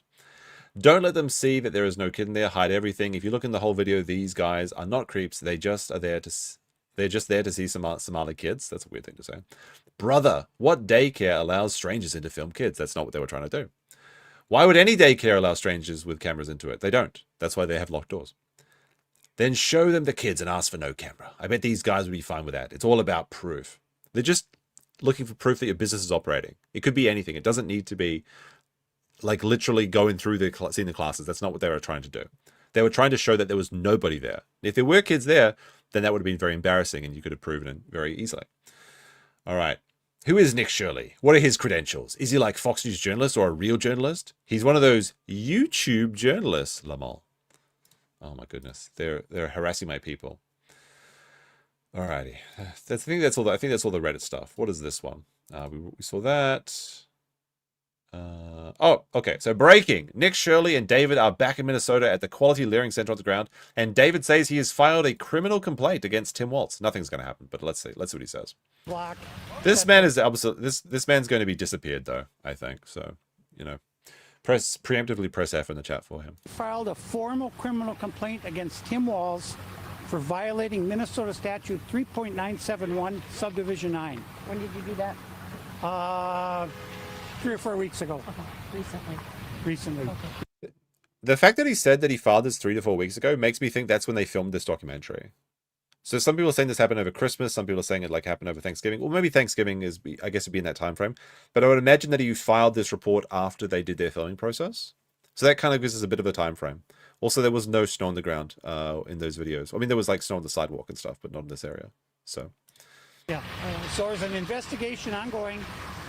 And I think Tim's going to have a bad day, and he deserves it because he allowed this fraud because he wanted the voting block that the... Is he still wearing the makeup? No, he's not. Now that the woman with the TikTok isn't... Because women don't know how to turn off their filters. Now he just looks normal. Somalis represent... See, this is what his normal face looks like, and this is what the makeup face looked like. They were doing him dirty. Whoever this chick was, she's been exposed as a serial TikTok filter makeup user. That is very funny though. I'm glad that I still had that. See, comparison. They all vote in a block, and it's 100,000, 150,000, who knows how many. But it's so bad now that when we go to a facility, they're already screaming, Nick Shirley, Nick Shirley, Nick Shirley. Unbelievable. Final reaction, Scott. Wait, what? I don't know where this was clipped from. I don't know who this long-haired dude is, but or this black guy is. Very funny, kind of. I guess it's the Will Kane show. Maybe this is Will Kane. You know, I mean, this is Scott. was saying that Minnesota is the #2 state to retire in. I think that we're finding out that Minnesota is the #1 state for fraud and the #1 state for leering. Filed a very, very, very nice. Very nice. I love them putting up the Scotch tape. Covering the learning center up. Is that true? Minnesota's the #2 state to retire in? Minnesota seems like an awful state. Like, is there any like benefits to living in Minnesota apart from like in the summer, the Great Lakes? Like, or is it the Great Lakes? The lakes of Minnesota? I don't know. That seems nice. That does seem nice. But like, it seems like 6 months of the year, Minnesota is just depressing, snowy hellhole where you get harassed, and the only fun thing to do is go to Gay 90s, which is apparently the only club in Minnesota. I don't know. Naked Twister at Stoney's.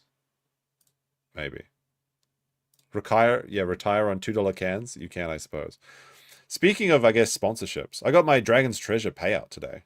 So some of you mad lads actually bought tea, which is a bit of a surprise.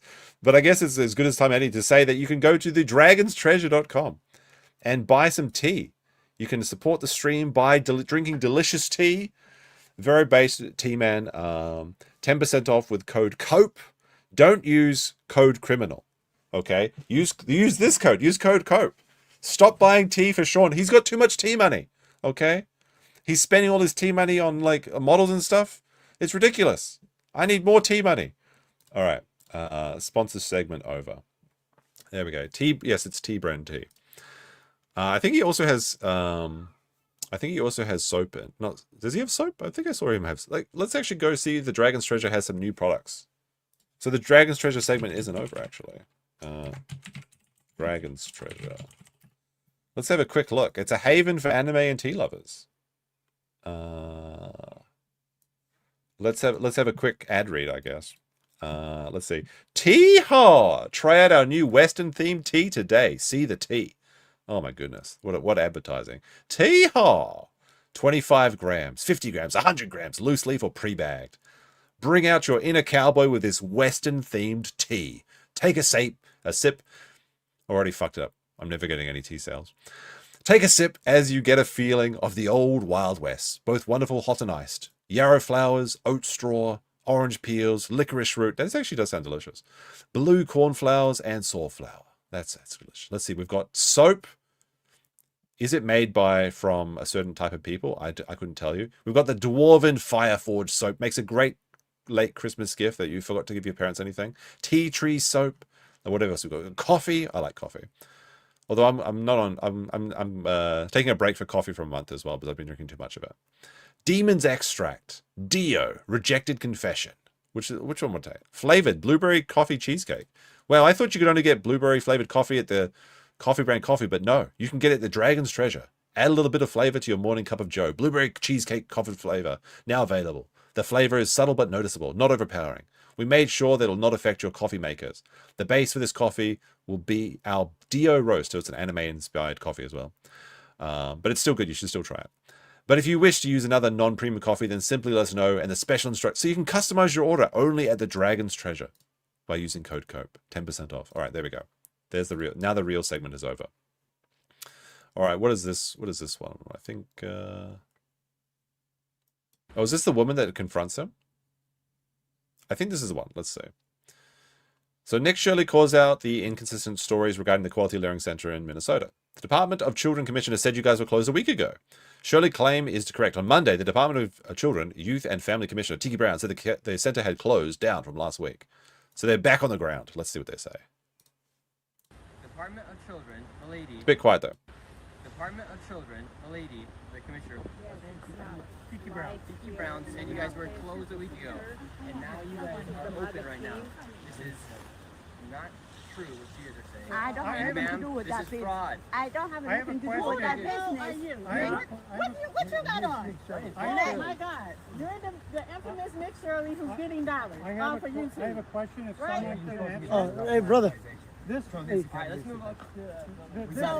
Don't say something. This facility is licensed. Oh, it is going to make sense. They've got a full parking lot. Business must be booming. Because he's getting money. Are here. Because he's getting yikes. Yeah, 99. This man just brought my wallet back. I just left my wallet out there. I appreciate you. Oh wow, some based Good Samaritan saved that guy's wallet. All right, I gotta find the clip of the woman that was confronting him about her business being is it this one? Somali woman who owns a restaurant next to Minnesotan Quality Learning Center confronted Nick Shirley after he unintentionally captured her restaurant in his viral video. I'm not sure she's actually Somali, but we'll see. If I do know how to run a business, I do know that if you're going to make a business, So, you need to again, make a profit. So therefore, you should not. It seems like just a black woman. I don't think this is a Somali woman. She's not wearing the headscarf. So how do you run it? How do you operate a daycare? What are the steps for the state of Minnesota as to how? Well, I mean, I don't know too much about running a daycare, but step one is you have children as customers. Well, I mean, the parents are the customers, but you have a place for the children to be for daycare. It's really not that hard to figure out. You open and operate a daycare. Can you tell me that? So then, if you don't know those steps, if you Wait, so the argument she's making is that if you don't know how to run a daycare, then clearly you can't. You don't know. Maybe this is how every daycare operates. Is they just have nobody there.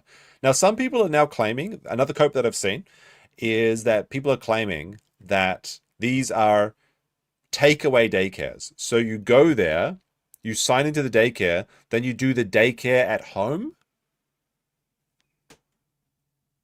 which doesn't make fucking sense. That's not what a daycare is. You have to operate. What they're talking about is like hiring a nanny or some shit. But that's what they're not doing anyway. This lady's mad at me because she's affiliated with this building because her restaurant. Yeah, so the one that was pressing him is because the Aldi's restaurant is right there. I can't do anything about that. Because you add that in my business. I didn't That's say not right. I didn't mention your video. I didn't mention your restaurant once in my entire video. So that's very not right of you to come after me Yes, you for. put my son in your video and you tell everybody this is the wrong place and it's a crime place. Okay, so this is so the restaurant owner was a Somali, but she's just mad because her son was in the video. Stop playing the victim card and accept that. True base. Stop playing the victim card. My restaurant was in your video. So, it's free advertisement. I mean, if it's a non-fraud, like, people that are coming to witness the fraudulent daycare and film their own videos, they're going to be patrons of your restaurant. It's actually going to be good for your business. Your business is going to be okay. Your business will be fine if it's operating. Unironically, if he told her to get back in the kitchen, it would have been very funny. He never would have got away with that. He would have been crucified if he said that. Yeah, and it also it's got a lot of attention. This is actually free marketing. Yeah, you might as well just take the free marketing.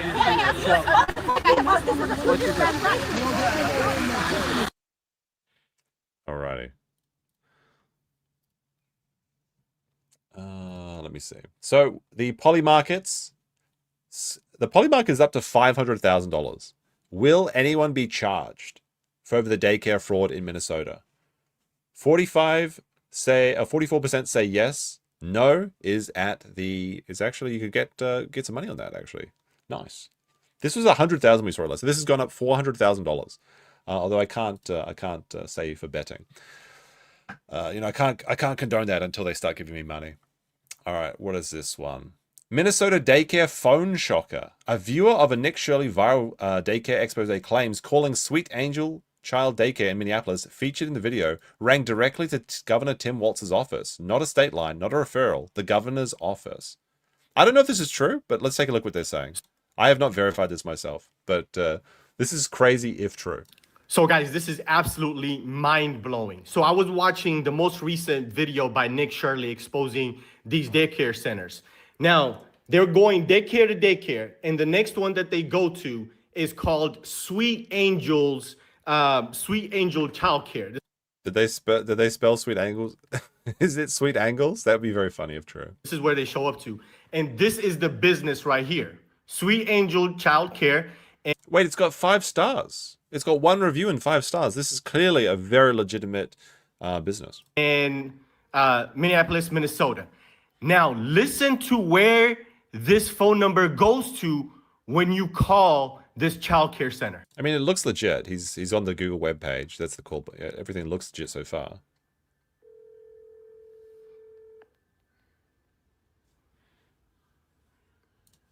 Five-star days at that daycare.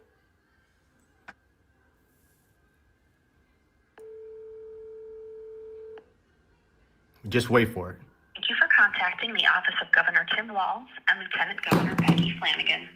Our office is located at 130 State Capitol. Now, wait a minute. Why would that be the case?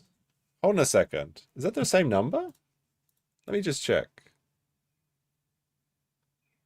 Okay, so it's 1-651-201-3400. Calling. Yeah, it's the same. It's the same number. Why is the daycare go directly to Tim Walz's office? Can somebody is there a reasonable explanation for this? Like, unironically, I have no idea. Like, why would this happen? I don't understand. Like, are they getting a kickback? It's doxed? No, it's their public. No, it's not doxing. It's their public number. All right, what is this one? Home Depot video fuels Minnesota fraud outrage. The video, shared widely on December 30th, shows men taunting an older white worker wearing an orange vest near flooring displays. He walked away without responding. It surfaced during a federal investigations into hundreds of millions of fraud, including schemes with ghost children care centers like Feeding Our Future, $250 million COVID-era case, where many Somali defendants faced charges alongside others. Somali leaders condemned the fraud but rejected broad stereotypes, while figures like Tom Emmer called for deporting the convicts and ex post demanded action, heightening tensions over loss of estimated $1 billion. All right, I think this is just a video, Home Depot video. 10 seconds, pretty quick. Let's look. That's fucking Somali shit. I'm Somali, Talk to me like that. Wait, no, watch this though, gang. You don't. Do you have this though? Do you have this? Do you have this? He's mad he doesn't have this money. You want it? I mean, that's pretty He doesn't have this BM. money. That's a BM there. It's like Christmas holidays and you show up as a Somali with dollar bills and like you wave it in the face of this old guy who's just trying to work in Home Depot. That's a bit rude. A bit rude, isn't it? Let me see. After the fraud scandal in Minnesota, a TikToker decided to investigate daycare centers in Ohio, which has the country's second highest largest Somali population. By plugging the address into Google Maps, he discovered that many of the buildings didn't look like typical childcare facilities, lacking playgrounds, proper signage, and even had blacked out windows. Even more striking, he found that several of these daycare centers had donated money to the same Somali congressman. The fraud in Minnesota is just the tip of the iceberg. All right, so a lot of this fraud in Minnesota is centered around daycares. And now there are claims about daycares coming up from Ohio, and this is crazy.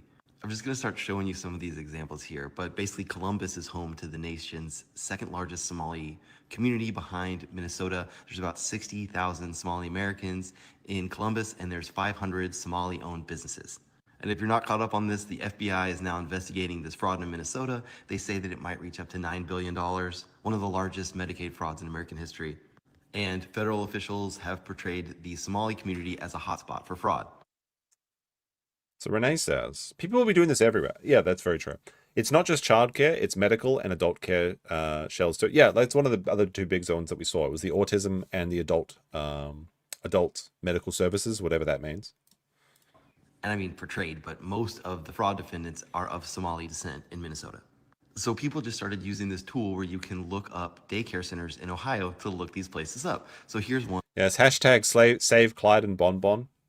I think Clyde and Bonbon will be safe. They're already being saved, unlike a certain dog that we'll talk about next time we talk about that particular subject, which I'm waiting for the results of the restraining order for any of that stuff. But you can put an F in the chat for Sunny if you want. We tried to save Sunny with a hashtag save Sunny or SS for short, but I don't know. I have my own theory about what happened, but I'll wait until we do a dedicated show about it. 161 Child Care LLC, and it's listed at this address. So I literally just put this address in my own personal Google Maps, and this is what I see. It's listed as the smoke shop. I mean, yeah, maybe it's just a converted cigarette store or vape store that they turn into a childcare facility. I mean, maybe this is an out-of-date photo. Who can say? Smoke shop. Okay, and then here's First Choice Child Care. It's listed at this address, 4303 Cleveland Avenue. And this is what I see. You know, it's just like the windows are all blacked out. Well, these ones aren't blacked out, but like, this is one thing I will say is that, like, yes, a daycare should have a locked door. And yes, they should have tinted or like opaque or something glass, so you can't really see clearly through it. That's just pretty standard. But like, there would be other signs. There'd be a pickup and drop off location. There'd be a playground, things like that. But like, they're just the blacked out completely. That's really odd. That's really odd. Now, if you have like bright colors and stuff, that kind of makes sense. But this does not look like a daycare. It just looks like some dude's house. Playscape, there's nothing for kids. Maybe the photo was taken at the wrong time, but not many cars there. All right, and then there's Benatti Child Care 2, and it's at 3629 Cleveland Avenue. And here we go again. This looks like a gun shop. What is this? Naima Boutique. Part of it is a boutique with bars on it. And here's the childcare center. All right, so this is Benatti Childcare 2 LLC. This one's pretty sus. Like, the other ones are like, maybe it's an old Google Street car video or something. Maybe it's like, it used to be a daycare, it's been converted into a smoke shop, or vice versa. But this one is a bit sus. I'll say 6 weeks to 12 years old. And if you have kids, you would know that most childcare centers do not enroll kids that are between 6 weeks and 12 years old. That's way too big of a spread. But it enables you to get more kids enrolled, hypothetically, or at least claim that they're enrolled. Something sus and going then on you just here. start looking at the reviews. 6 weeks too. Like, isn't that well too young to be away from a mother? Like, I think most of the daycare that I've known about is usually 2-year-olds plus, right? And so if they even have reviews, like this place got 2 reviews 2 years ago, and they're both 5-star reviews. And again, I don't know if it's 5-star days. How can you complain about that? you have kids, but daycares get reviews. Okay, and then you got the Hayat Learning Center, and it's at 2599 Tiller Lane. This place you can't even see on Google Maps. But you can see that at this address, there's like all these businesses that are listed there. And All right, so there's one location. You've got the National Charter Bus Columbus. You've got Studio Moya LLC. You've got Empire Health Services, Trans International System. You've got Coppell Junior Lewis WMD. And you've got the Hayat Learning Center LLC. this learning center is just prolific one building. of them, and it has no reviews. And then this one, Ka Child Care, which is listed at 2635 Dublin. And that's this spot here. You gotta love the 1-star award winner. They rated themselves 1 star. Oh no. But mostly you just notice like there's no playground, there's no kids. In this place, What do you mean there's no playground? Hold on a second. but most There's this ladder. Look at the kids love going up ladders. I'd be playing up this ladder all the time when I was a child, like climbing on this like cat walk up here. Like, what do you mean? Ladders are great so fun. you just notice like there's no playground, there's no kids. And this place is listed as being permanently closed, but it got 1 review and it's been open since 2018. So in the last, 5-6 years, 1 review. And it gets spicier because there is this congressperson, Ismail Mohammed, who's of Somali descent, who is receiving campaign donations from these daycare centers. Star Zone Daycare, Bright Kids Academy. All right, so here is Bright Kids Academy. We get the classic blacked out windows. All right, this one actually looks like a legitimate place. Like, you've got the covered windows. I can, like, with this sort of color, I can accept. It looks like it's in the right location. You know, it's like maybe a strip mall or something. I mean, no, maybe not strip mall is not the right word, but you know, like a little block of businesses. I don't know what you call that in Americans. This seems, so far, this looks normal.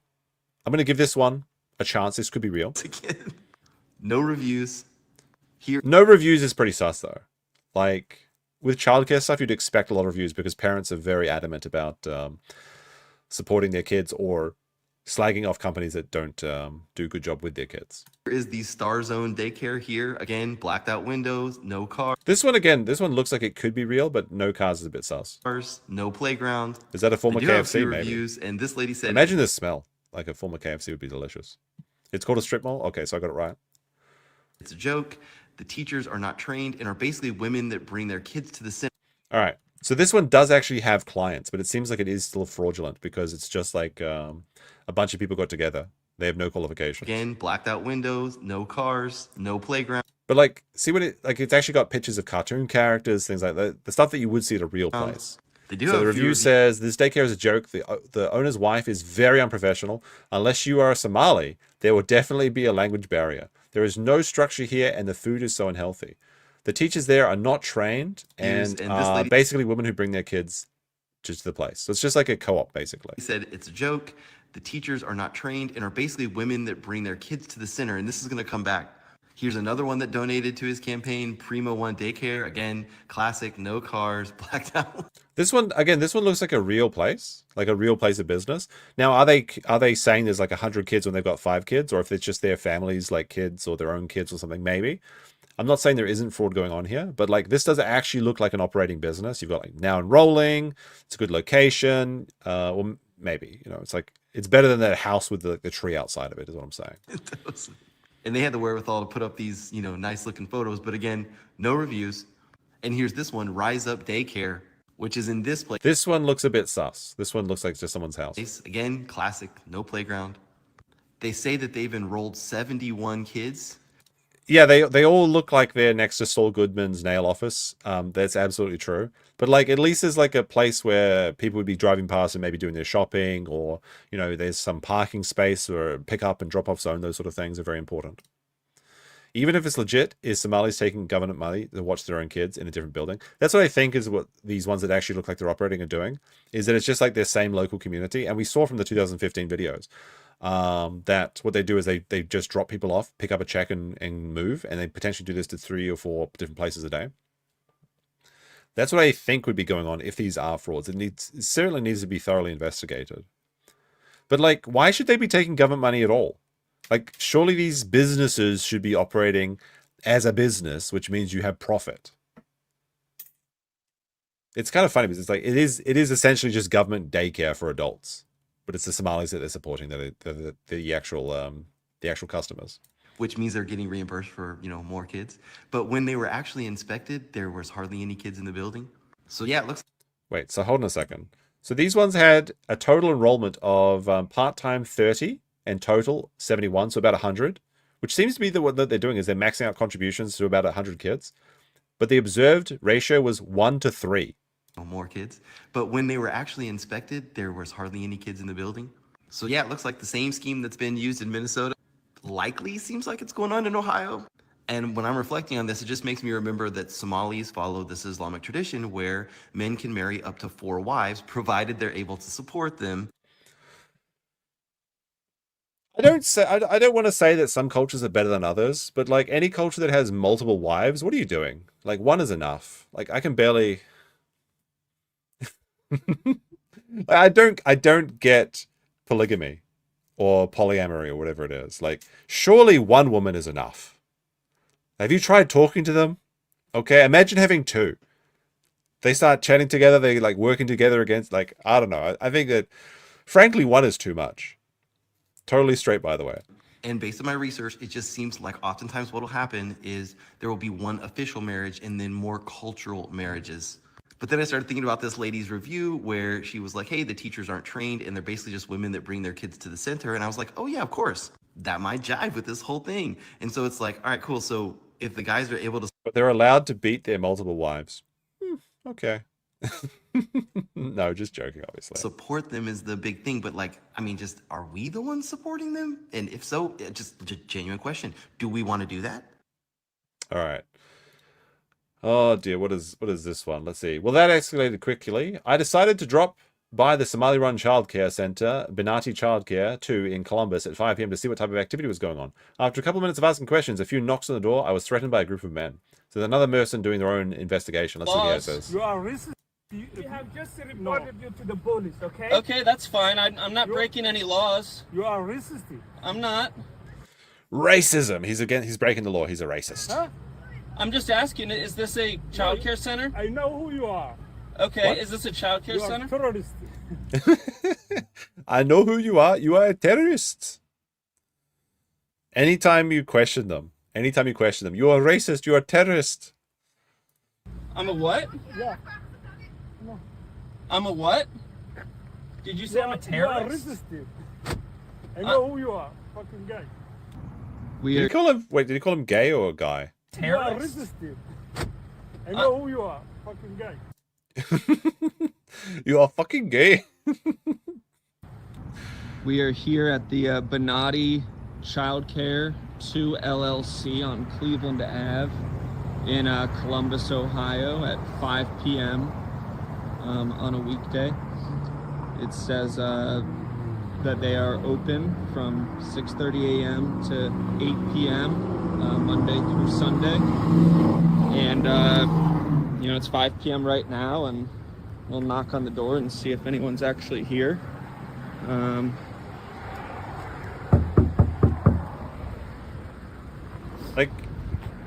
mean, this may just be a locational thing, but you don't typically want like a wooden door for your front office for a daycare.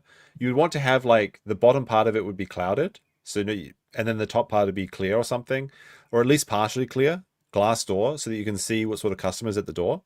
Or I mean, maybe they've got like a camera inside to see as well. It's just like this is not a good look for like a place that's supposed to be looking after children. Doesn't look like there's any. It doesn't even have a handle. It's just a lock. One that would be here. Yeah, no handle on the door. Certainly not a place that I would want my children, if I had kids, to. So you see the sign says Benati Childcare 2, enrolling 6 weeks to 12 years.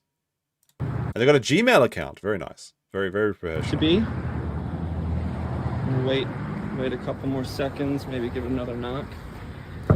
Day is also very short that far north. Nobody would want their kids to see no sunlight all day, every day. This is what I said the last stream, is that children need sunlight.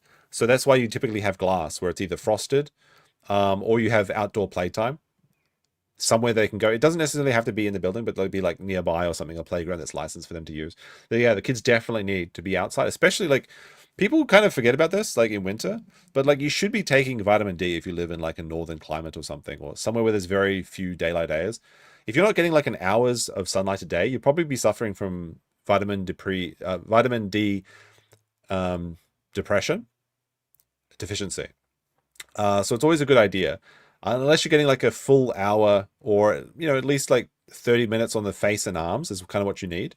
So if you're like covered up entirely, just your head is exposed, you're probably going to be deficient. And this does get people, it's like seasonal depression thing, is just because people literally just aren't taking vitamin D.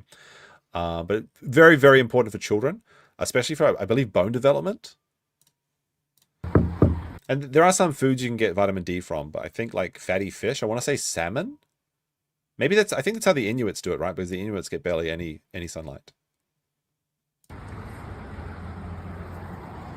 Don't hear anything, no cars, and it's 5 p.m., so there would be, you would think, lots of pickups going on if this were actually a... Yeah, the busiest time for a daycare should be between like 7 and 9 and 4 to 7.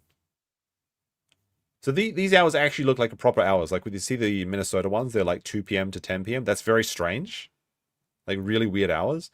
6 a.m. to 8 p.m. seems more reasonable. But like taking 6-year-olds, that seems very strange to me. Like like I said, I don't think you can let your child be away from the mother at that age. I could be wrong. Active childcare center. There is a camera right there. Right up there, you see. So they do have 8 p.m. is kind of late unless it's afternoon kind of daycare. Well, it's like it's the reason the hours are like that is because of the parents' working hours. Like most people start working from between 9 to 5, so they have to drop off the kids before work. So the busiest time is like 7:30, 8:30, that hour or so, because then they drop their kids off at daycare and then they go to work. I mean, obviously, right? some sort of activity going on. And then There's a anytime after boutique work. right next So to some parents take time off early to pick up their kids, but most of them will pick them up like after 5. So with Arabic writing on it. But usually before 8 p.m. because young kids go to bed like pretty early too. At least if you're doing your parenting correctly. There's someone looking through now the corner, so she just popped through. I don't know if she's going to come out or not. Hours pickup is 3:30. Yeah, that sounds about I right. didn't Like see any after school kids time. in there. Don't see any pickups going on. But there was a woman in there, so she did peek through, not opening the door. Wait. All right, Stormhammer says, I get that meme, but daycare's in my area and I have to pick up at 4. If you're late, it's $5 per minute. Jesus Christ. That's some crazy money. I mean, that makes sense. I could see that too. I'm just I'm basing this experience off of daycares that I've seen. We'll wait another 10 seconds or so. We'll see. 6 weeks is not uncommon in America. That seems wrong. I feel like this shouldn't be happening. I mean, I wouldn't recommend it. Don't believe they're going to be coming to the door, but there was someone peeking through right through that window, so there are people in there, or at least one person that we know of. Does not appear to be an actual daycare center though, so should be some investigations going into this soon, hopefully. Hey man, is this a child care center? Hey, is this a child care center? Why are you recording? I'm asking a question. Is this a child care center? Why are you recording? Is this a child care center? No. It's got a pretty nice watch. I wonder how he paid for that. Stop recording. It's not our child. Why can't I record? Stop recording. You're resisting. Why are you recording? Because I'm curious if this You gotta love it when the guy's got a camera in your face and he's asking you to stop recording. is a child care center. Where are you from? I'm from Ohio. No. Who's into you? Me. I'm an independent person. I own my own company. So you are a YouTuber, so you need the social media. I mean, I represent myself. We have just reported you to the police, okay? Okay, that's fine. I'm not breaking any laws. You are resisting. I'm not. Huh? I'm just asking, is this a child care You think he's saying he's resisting, not racist? Well, what does that make sense? Like, what do you mean resisting? Resisting what? center? I know who you are. Okay, is this a child care You center? are terrorist. So this guy, they clearly think that this guy is a Nick Shirley or something. What? Yeah. I'm a what? Did you say I'm a terrorist? You are resisting. I know who you are. Fucking guy. You said I'm fucking gay, I guess? Is that what you just said? Are there any kids in there? Is this an actual child care center? Okay. Well, I mean, it's also an accessory Have a good shop. one. Like that's really sus in the first place as well. If you're selling things at this site, you don't want a lot of people coming in buying and selling things. that it's next to or in the same building as a childcare. Like that's a risk, potential risk. Alrighty. Here's the Brian Cranstein cope. Brian Cranstein is now claiming that there are no children were present at the Somali daycare centers because the daycare centers actually send Somali babysitters directly to the family homes. Then that's not a daycare. That's not a daycare. This is absolute cope. That would be that would be babysitting or something. Like, and clearly they're trying to pretend to be daycares where they have children on facility because they're now shipping in children to try and make it look like it's a legitimate business. All right, let's see what the white man has to say about saving brave white man saving these poor Somali immigrants from the racist MAGA supporters. You've probably seen the video of far-right journalist Nick Shirley claiming that he uncovered billions of dollars in Somalian fraud in Minnesota. I'm going to show you why it's a bunch of BS. This is the strangest place I've ever been to get healthcare. Healthcare here, healthcare right here, another healthcare company right here. There are 3 healthcare companies inside of this building right here in this room of 7. Let's just pause here as he points to some of the healthcare companies.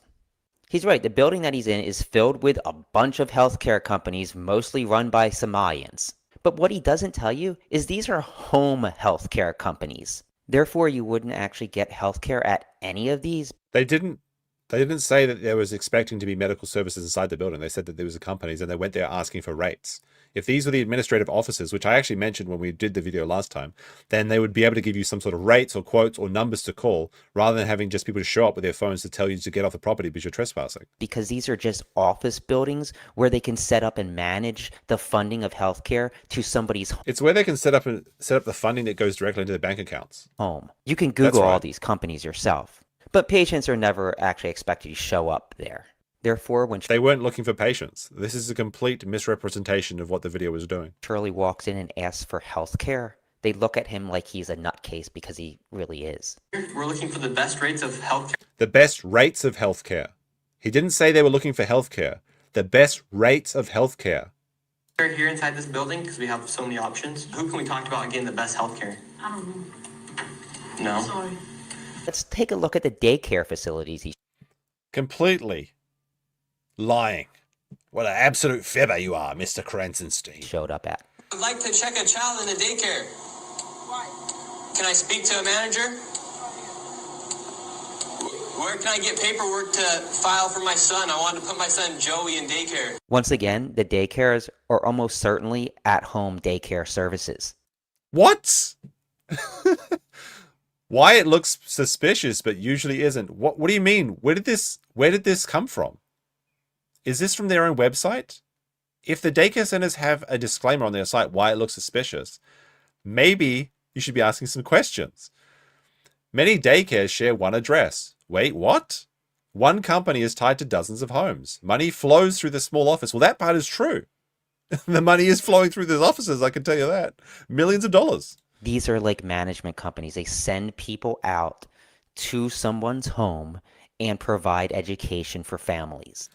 Then why were the children showing up at the Leering Center today after it's been closed for weeks? Holy shit.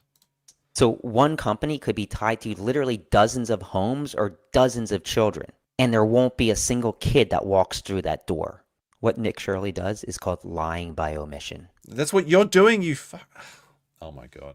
He thinks he's so smart. Absolutely. Like this man would not qualify for the death penalty based on his intelligence, is what I'll say. At least according to what Sean's stream was going. Do you guys want to check out the video? It's related to Somali. It's the who's the guy that did the Indian Poop Fest video? It's shit, I can't remember that. Tyler Oliveira. He did a Somali one as well, but it was slightly different. It's like, I think it's not too long actually. Might check it out for the. Oops, that's so loud. Let's see. All right, so this is a 28 minutes. This isn't just any. Oh my goodness, an ad. What the hell? Where's my Google? Where's my Premium? YouTube Premium. How was life here, Mini? All right, there we go. All right, let's check this one out. This is about 28 minutes. So this is Tyler Oliveira, inside Minneapolis's Somali invasion. So it's tangentially related. How was life here in Minneapolis? Alhamdulillah, mashallah, ya Allah. This is Little Mogadishu, Minneapolis. The unofficial Sorry about the capital of ear grape. 100,000 plus Somalis that have made Minnesota their home, fleeing the war-torn Somalia since the 90s, and attracted by Minnesota's refugee programs, job opportunities, a generous welfare system, pre-existing Somali community, and the welcoming, hospitable Minnesotan spirit. But not everyone wants them here. Somalians ripped off that state for billions of dollars. Their country stinks. The president says he doesn't. Their country stinks. I mean, imagine though. Like, imagine the smell. Doesn't want any Somalis living in the U.S. after a few dozen were implicated in a COVID relief fraud case. I got nothing to do personally. I've been working all my life hard. They believe the fraud could extend beyond $6.5 billion just in the time period where Tim Walz has taken office. 78 people have been charged at this point. 77 of them are Somali. With an estimated $1 billion. So it's only 90% of the fraudsters. Okay, it's not all. They're not all Somalis. Okay, and it's up to now 9 billion is the estimates. $1 stolen from wealth. They also eat cats. No, that's the Haitians, right? Welfare programs designed to feed the hungry, housing stabilization, and treat autistic kids. Is this the result of a few evil fraudsters who happen to mostly be Somali? Or is it the work of a city and state's leadership bending the knee to an increasingly growing community of tribally loyal refugees that have refused to assimilate, have worked together as a community to exploit generous welfare programs, and have not been held accountable due to the fear of spineless politicians being called racist and potentially losing the votes of the Somali community they know they'll need to get reelected? So who do you think is to blame for this? Is it the Tim Walz government or is it the Somalis themselves? Because it's like if you're leaving money on the table, like if I leave food out for my cat, I can't be very well upset if he eats it and I'm not around. So who's really to blame in this situation?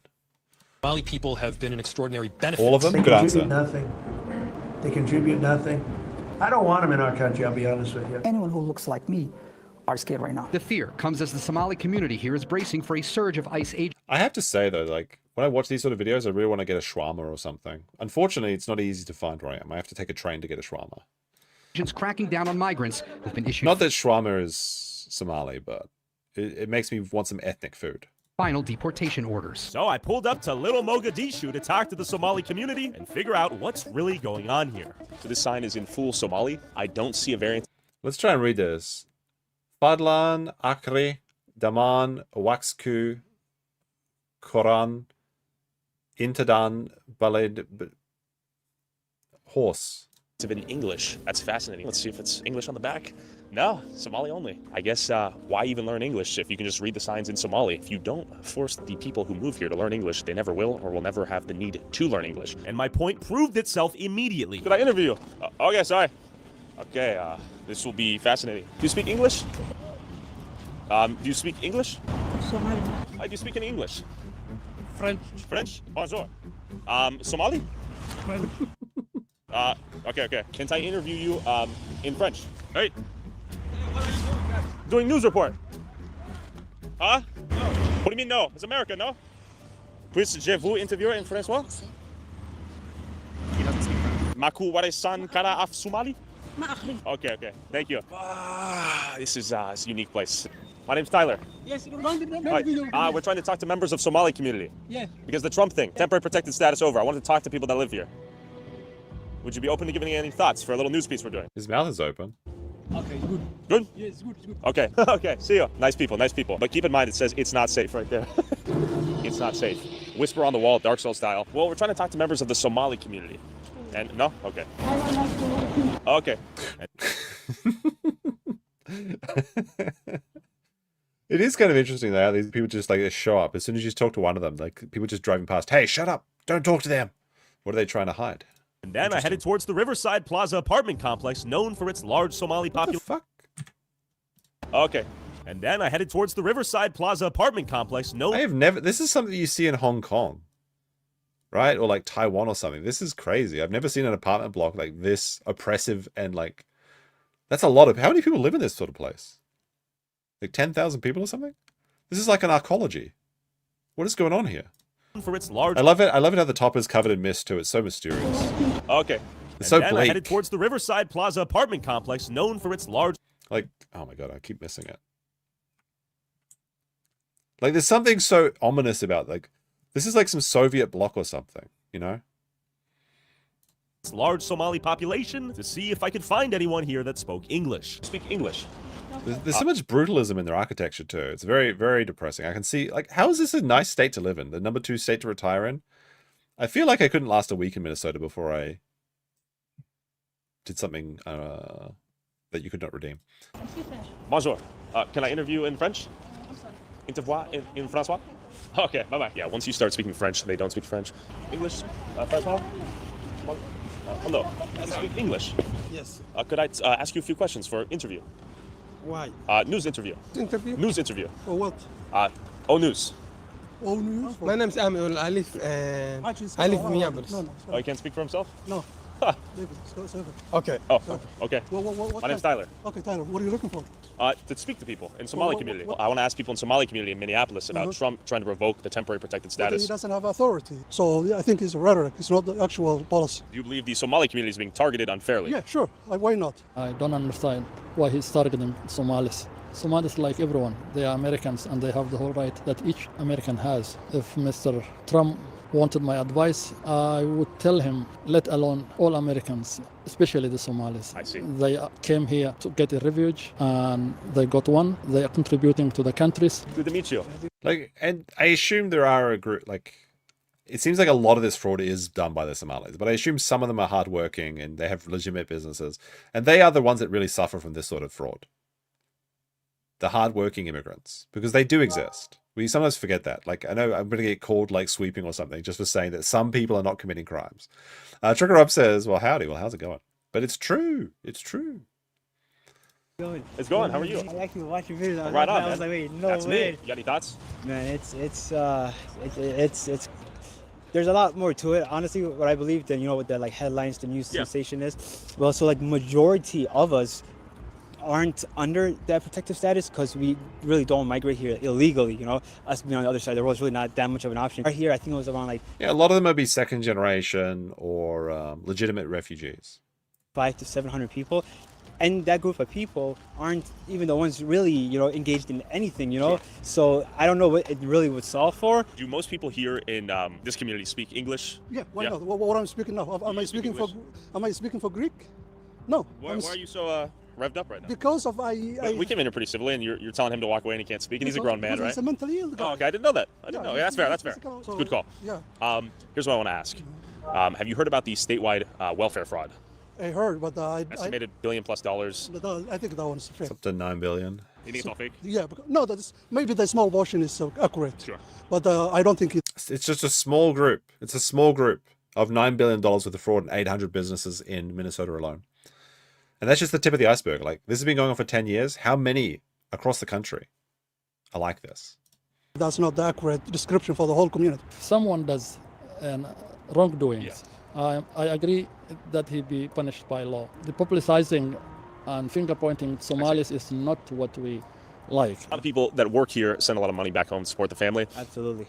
Makes sense. I know a big portion of Somalia's like GDP comes from remittance, because there's no economy back there, there's no opportunities. A lot of the ladies specifically. What is the actual proportion of the GDP is remittance? I wonder if I can quickly find this. Let's see. What is the portion of GDP in Somalia from remittance? Remittance obviously is when you send money back to your home country. Let's see. It couldn't be that large, could it? Recent estimates show around 15%. What the hell? Many government international reports, including the US Department of State Investimate Climate Statement, estimate remittances at approximately $2 billion annually, equating to roughly 25% of the GDP. So it's somewhere between 15 and 25% of their entire country is just from people sending them money. Holy shit. It's like 30%. Pretty close. They say they speak French, then we start speaking French, and then they don't speak French. And then I get the Somali translation, and then they don't speak Somali. I appreciate you, by the way. Piracy, 20%. Remittance, 15%. What's the rest coming from? I'm trying to think of like some Somali products or food or something. Like, I don't know. We're having a conversation. It's tough to find people to speak to. Yeah. I think the majority of people, they speak English, but the elderly people, they don't speak English. Well, that takes time. Somalis came here 30 years ago. I see. And 30 years, it's for the history, is small period. You think 30 years is not enough time to assimilate? I do not agree with the simulation. I wouldn't say good or bad, but it's not the force people to be assimilated. You're always surprised about how naive I am. I'm just trying to be fair, okay? Is it not fair to say that, like, in a group of 100,000 people, surely some of them have a legitimate business? I can be American and be my own. Amish, and there are some Amish, they know assimilated. I see. Do you think a commonly shared language would be a reasonable thing to compromise on? Like, let's say we all speak English like you and I do? I learned English for my own personal interests. I am an engineer. In order to have a job, I must be able to speak English. Who doesn't have an interest? See, there you go. This is all I'm saying. It's a shame when innocent Somalis get a bad reputation for what 99% of them do. That's what I said. Some I assume are good people. Let them have their own language. You don't think there are any problems with not being able to read? Oh, is this guy an engineer? I missed that detail. Like traffic directions or... Yeah, if you look at Somalis living here, who are above... I definitely think that if you're in a country, there should absolutely be a language test requirement for a driving license. That's just like basic sort of stuff, right?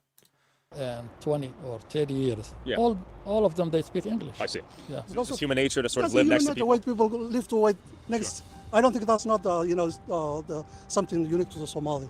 If you go to the Brooklyn Park, you can see a lot of Haitian or people come from West Africa. That's not bad. So there's studies that suggest when ethnic groups live together in one densely populated area, that they don't have to assimilate. There's no reason to sort of learn the commonly spoken language like English, for instance, or learn certain cultural norms if they ethnically pool together.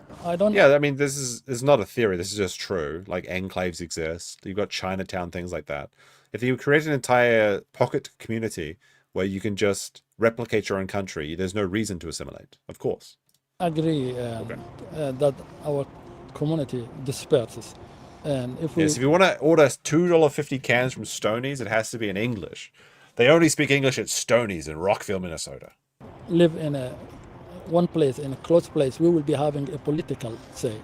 And I would encourage that the Somalis get together and live in one place, because the MPs from that area will be Somalis. What do they mean? To get together and live in one place, because all of the Somalis should live in one place. The MPs? What do they mean by MPs? Are they talking about because like in MP in New Zealand would be like a parliamentary person, like a governor or something, or just a politician. But MPs, like, I would think in America, wouldn't that stand for like military police? What does he mean? What is he inferring by MPs? Like they're asking for their own personal police force? Is that what he's...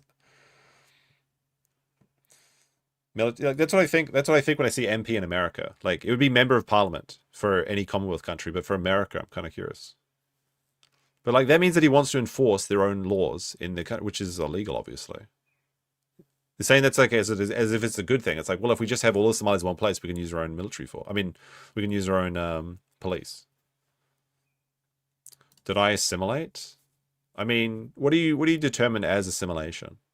I live by Japanese laws, and I follow all the Japanese laws, and I exist in the Japanese economy. I got Japanese friends. I'm dating a Japanese woman. Is that assimilating?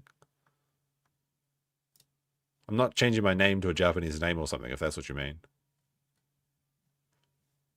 MPs from that area will be Somalis. I came from Virginia previously. Okay. Why from Virginia to Minnesota? Well, we have more Somali community? More the Somali, more power. We have more political power. We can... It doesn't sound like a good thing the way that he's saying this. We can have better chances here. When you think of your identity... I do speak Japanese. Maybe my Japanese isn't the best, but I do speak Japanese when I'm out. When I go to town hall to do my registrations and everything, I have to use Japanese. Does it go religion, nationality, ethnicity? What is the sort of...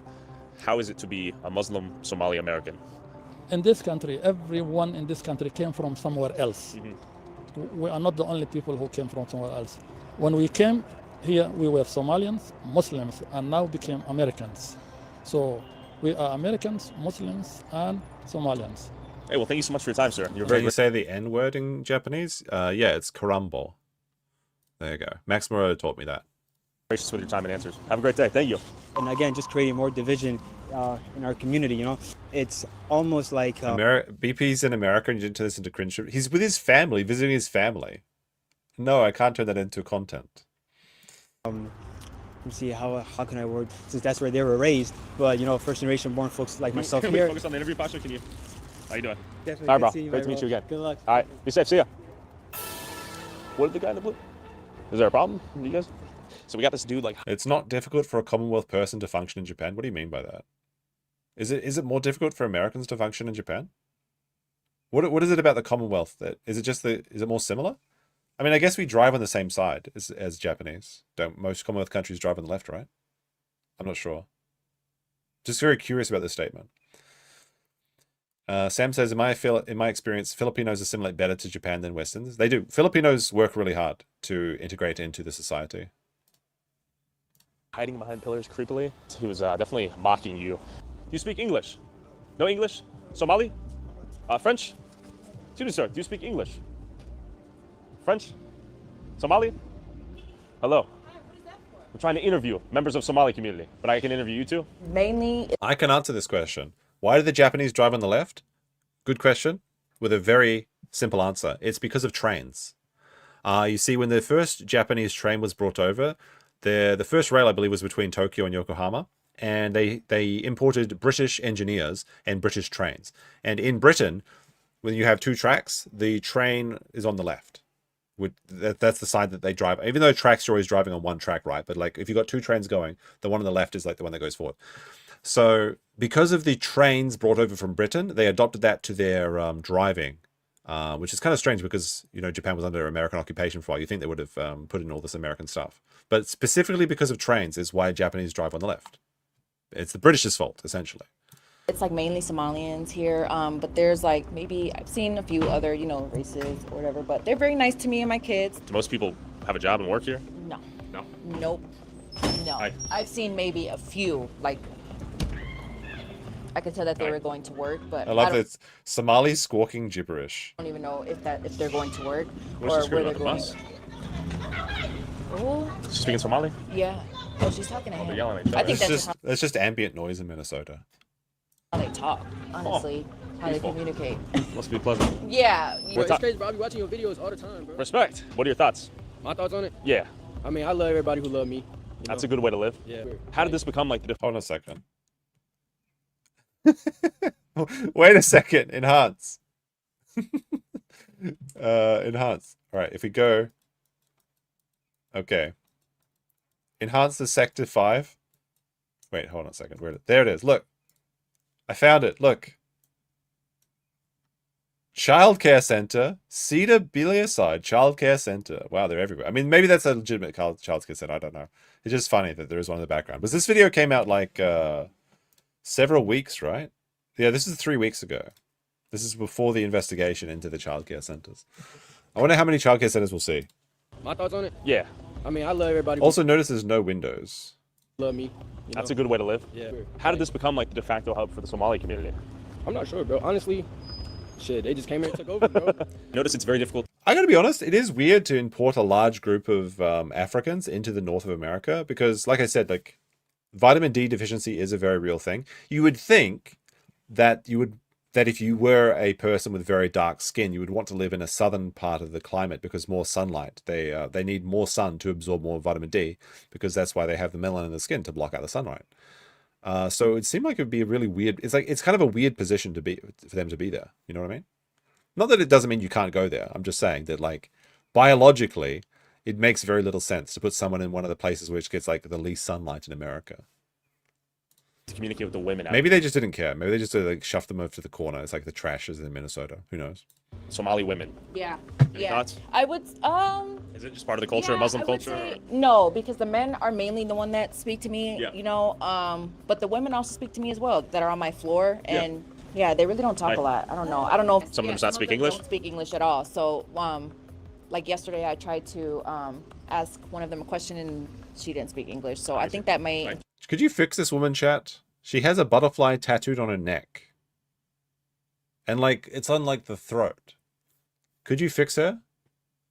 She seems pretty reasonable though. She's got like a tattoo over her eyebrow. She's got the piercing in both the top of her lip and her nose. She's got three tattoos on her neck.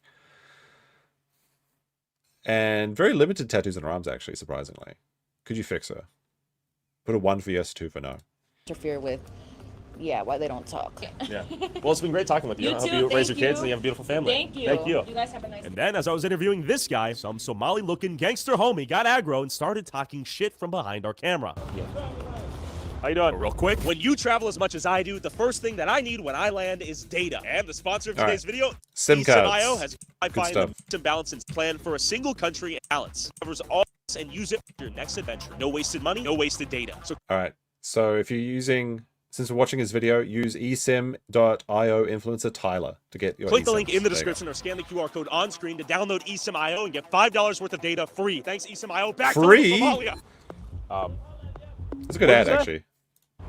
I think you said, "F your grimy ass, come holler at me after." I'm not sure. Nice people. Appreciate you. Well, we might get shot out here if we keep sticking around. Okay, I'm walking away. Hell no. All right, bro is reaching in to pull out a gun. Thank you. Oh, that's sketchy. And then my cameraman said the Somali gangster grabbed what appeared to be a gun from his man purse and began sprinting towards us as we ran away for our lives. Guy's gonna pull a gun on us. Some guy back there. This is why you need the 360 camera, so you can verify this and show it. He's really going for the piece. Oh, man. That might be the first time someone's fully, like, went in to grab the gun. As our lives flashed before our eyes, we headed to the hotel to cool down and came back the next day to one of many Somali malls, and I finally found a woman to speak to. Is this your business? Yes, I do. How long? See, look, we found a real business. She's got a coffee business, okay? Chat was telling me that I was coping because there couldn't be any Somali with a legitimate business. This woman's got a legitimate coffee business, okay? They did it. We found one, okay? They're not all bad. Verified now. I've been vindicated. You own this business. 2 years Where are you from? in Somalia, East Africa. Yeah. Somalia. How is life here in Minneapolis? Alhamdulillah, Master. Good. Alhamdulillah. Good, Alhamdulillah. Alhamdulillah. Praise God be the highest. House? No. No, praise God. God Almighty. Alhamdulillah. Alhamdulillah, mashallah, ya Allah. Inshallah. Wallahi. No. How difficult was it to start your own business here? It was very difficult. She's being driven out by the quartering. It's rough. It's rough. I'm a single mom. It's very hard. I'm still struggling. Small business owner. Yes, I do. And that people, they supporting almost what they call every person in here. They support 10 people, 20 people. So our people is waiting for us. So you're saying every Somali that lives here is supporting 10 to 20 people back home? Yes, because How do you afford that? we're trying. We're struggling. That people, they not good. They don't have a place to go. Okay, so you're one of the first women I've had a conversation with. Why is it so difficult to speak with women? Because the culture and some people, what's going on now? People, they don't want to talk. It's scary what's going on. Yeah. Have you heard about some of this welfare fraud in Minnesota recently? I heard that, but people, they're not sent. How many people in America or Somali people? 400 million. $100 million. Yeah. We say 100 people do something mistake. Yeah. Then 100,000 people, you say all the thieves. Sure. That's wrong. I've been in America I mean, like, if that was the case, sure, but it's much, much more than 100 people. It seems a very significant number. It's not just 800 people, because that's 800 businesses. How many people are connected to these businesses? How many people are connected to, like, it would have to be in the realm of 10, 20,000 people pulling off this fraud, in my opinion. If you think about maybe 10 people are attached to every business, at least.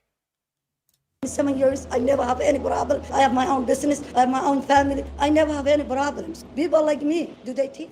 Yeah, what did you do, right? I don't do nothing. We love America. We be in Yeah. America. I love it. I respect it. US flag right there. Yeah, we keep telling people every day, America is a great country. You need to work the What do I think of the internet anarchist? Or do you mean the archivist? Which is, I'm not sure which one you're talking about. I might check it later. If it's the one that does the video essays, he seems okay. Kind of not as entertaining as Turkey Tom or someone, but like the same sort of genre. country. You need to obey the law. Well, thank you so much for giving me a moment. Oh, yes, I can. Yeah, sorry. Do you own this business? No, but 3 years or 3 years and a half. The most people that come here, are they Somali? Yeah, only Somali. Only Somali mall. And even the customers, only Somali? Yeah, Somali. This is run by Somalis for Somalis? Every people you I can come, but typically only Somalis come? Every country you come here. How is life in I Minneapolis? mean, you can't spell mall without Somali. Oh, wait, no, you can't spell Somali without mall. So, yeah, it seems fine. as Somali? Life is good life. America good. America good? Okay. It's good. It's good? Yeah, and I don't have any problem. Life is beautiful, man. How large is the Somali community here in Minneapolis? Oh, too much. Yeah. It reminds you of home? Too much. True.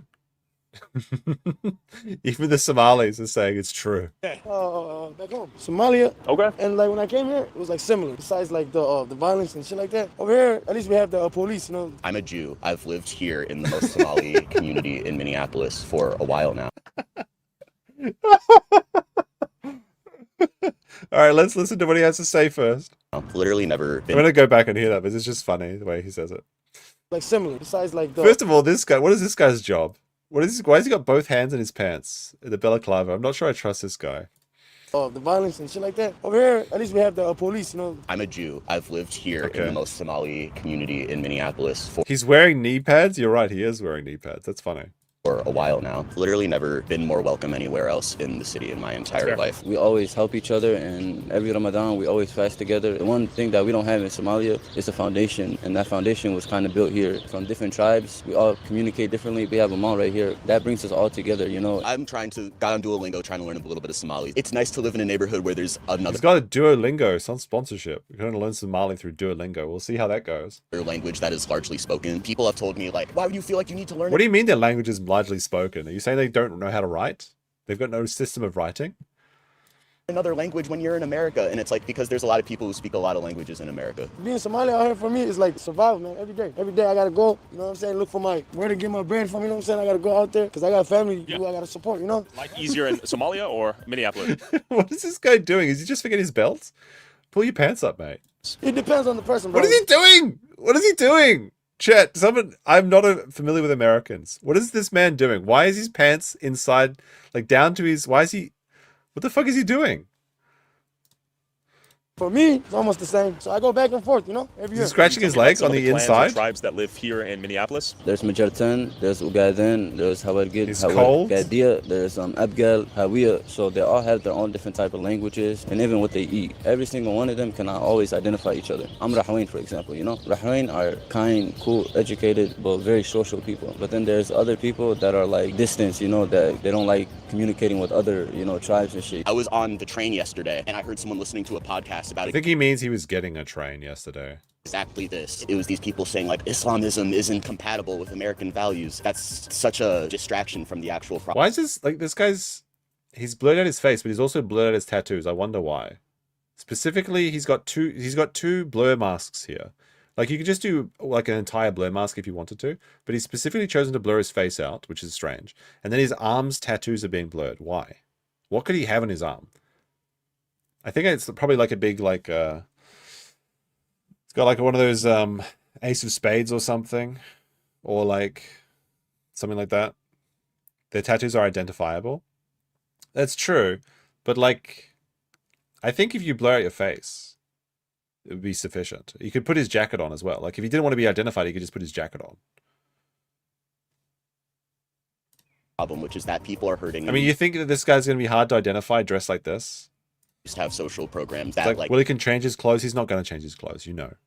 Tried to keep people living dignified lives. My culture, like, we spread peace and love, tranquility, you know? So we're willing to, like, give is how you treat people around here, you know what I'm saying? This reminds me of, like, DJ Spitz from Smiling Friends. Get out of my head, man. Get out of my head. No, I don't know what to think no more, man. Respect, you give respect, you give respect. You know what I'm saying? You will know what tribe you're from, you know. That's how they taught me who I am, you know. Because if you don't know your tribe, I think Renee got it. People that come from Somalia and Africa, they kind of talk down on us because we're born in America. They don't like that. I see. That's why Somali people don't succeed in Somalia because they have that jealousy and hate towards each other. What are your thoughts on some of the fraud related to like the autism, the feeding the children? Have you heard about that? Of course I heard that, my friend. But to me, those cases is individual persons. So everybody has to pay the price. This is America, you know. America don't charge community or family for a crime that one person commit. Individuals is responsible for this crime, not the whole community. I got nothing to do personally. I've been working all my life hard. I fled Somalia when I was like 14, I think. 14, okay. This man is a hard worker. He owns 3 daycares. Yeah, I've been here 25 years. So Somalia and United States is the same to me. And I love both. It's part of my life. It's home. Yeah, it's home. We are peaceful people. We came here for peace. We ran away a war, you know. We love everywhere is a peace, especially Minnesota. It's one of the biggest states welcome us. With members of the Somali community understandably defensive that the blame is being placed placed on the community as a whole when you consider the $14 million fraud scheme involving autism treatment centers, where parents were reportedly paid Autism kickbacks. Let's look at this. Autism fraud investigations. Prosecutors say some parents received kickbacks. Oh my gosh. Again, look how bleak and dystopian that Minnesota actually is. The $14 million fraud scheme involving autism treatment centers, where parents were reportedly paid kickbacks to enroll their children in fake treatments. Wait, so let's see how much they actually get. Autism treatment centers, where parents were reportedly paid kickbacks to enroll their children. All right. These range from approximately $300 to $1,500 per month per child. That's, ooh, buddy, that's a lot of money. If you had 5 kids, that's a lot of money. In fake treatment centers, one must. Let's see. Often parents threaten to leave smart therapy and take their children to other autism centers if they did not get paid higher kickbacks. Several larger families left smart therapy after being offered larger kickbacks by other autism centers. There's a bidding war for the autistic children? Now, wait a minute. Hassan and her partner submitted millions of dollars worth of claims for medical reimbursement on behalf of smart therapy. Many of these claims were fraudulently inflated, but were billed without providers' knowledge. These were for services that were not actually provided. That's crazy. Wonder to what degree this fraud goes beyond a few dozen individuals. So I met up with Minnesotan journalist Dustin Grage and Senator Michael Holmes to hear their thoughts on this Somali fraud scandal. But real quick, there are some things so insane YouTube won't let us upload. Here's the double ad. The Tyler Oliveira patented double ad. Get it up. It's on Netflix. Seriously? But luckily, you can watch it all on patreon.com/Tyler Oliveira and get early access to these videos for $5 a month. $5. Probably the biggest one. Everyone's familiar with is Feeding Our Future, which is the nation's largest COVID fraud scheme. Originally reported at $250 million. I believe it's now around $300 million right now. And what that case ended up being was a fraud case for hungry kids. So this is during COVID. Everyone's out of school. They set up these feeding centers all across the state. And ultimately, we're getting payments out to these feeding centers, but kids aren't actually being. Let's have a look at this map for a second. All across the state. Minnesota, St. Cloud, Wilma, Elk River. And ultimately, I know too much about the geography of Minnesota at this point. Like, for someone that has never been to America. Leech Lake, what the fuck? That sounds terrible. White Earth, maybe one day.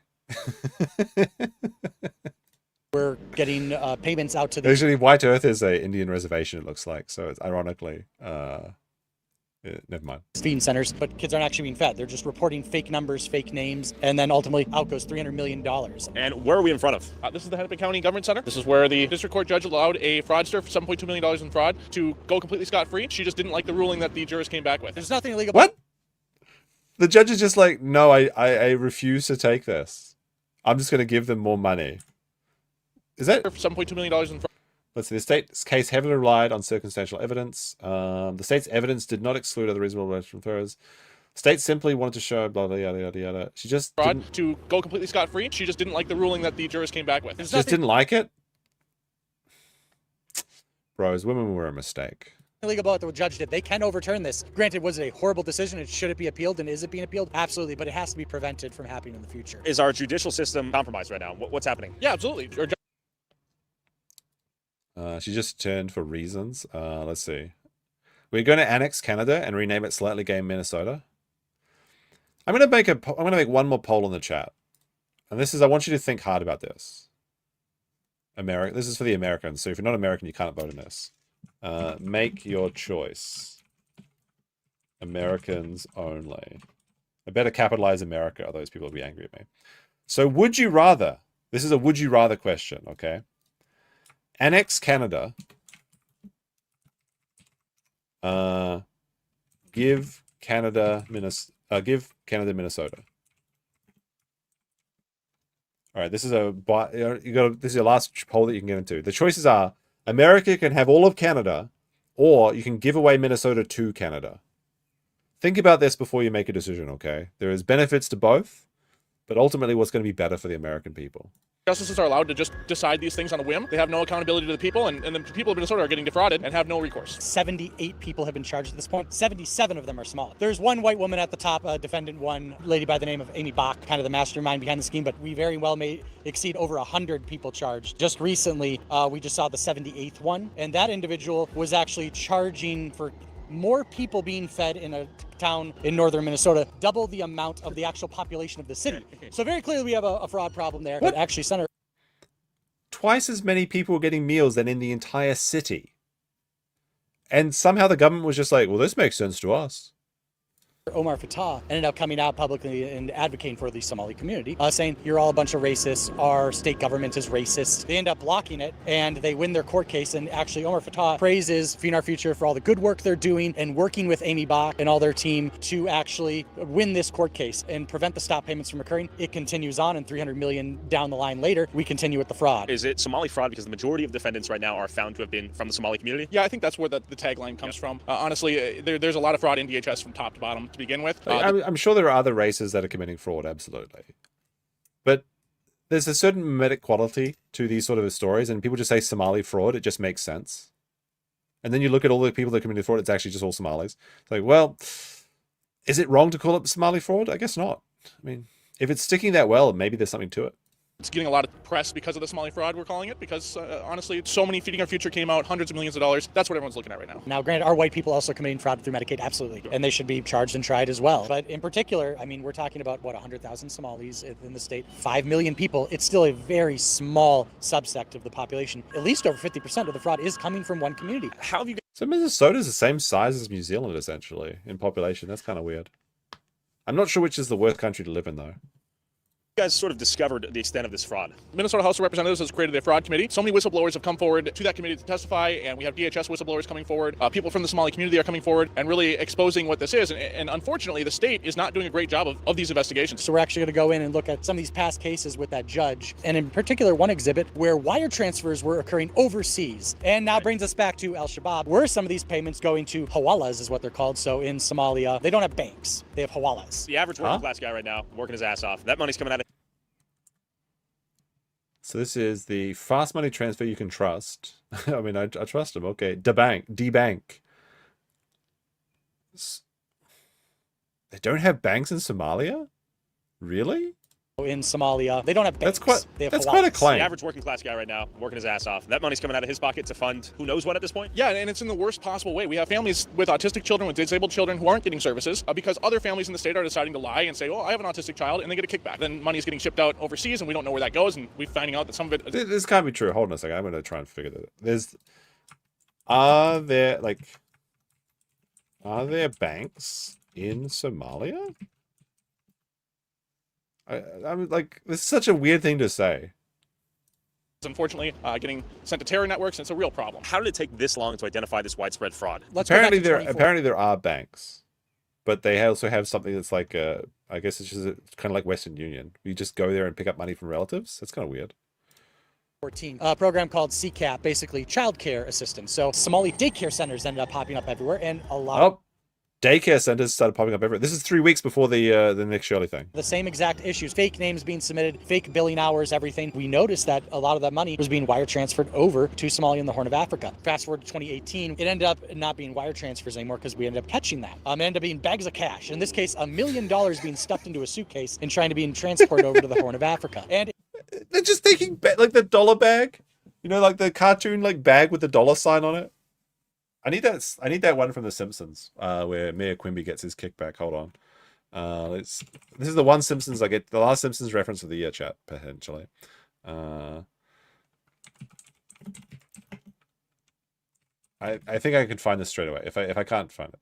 Here it is. This is actually what's going on in the state of Minnesota. Like, this is what's happening. Legitimate business social club. Thank you, Mayor Quimby, for honoring us with the school milk concession.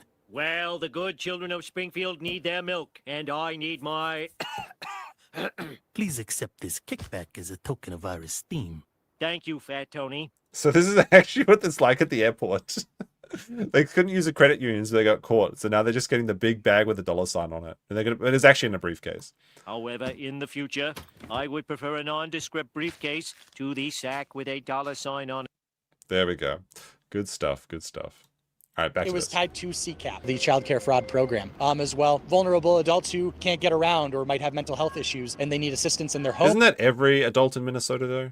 homes. These individuals are also fraudulently being billed, and we just had another one happen last week where an individual actually was walked in on and they found them dead. This individual had schizophrenia and a bunch of different issues. That individual had been deceased for a while, and they were collecting money on his behalf, billing 12 hours a day. But then the individual, There's a 12-hour billing a day deceased for a while, and they were collecting money on his behalf, billing 12. So they go in there and find a mummified corpse, and they're just like, well, let's keep billing him for a couple more weeks. How do they think they get away with this?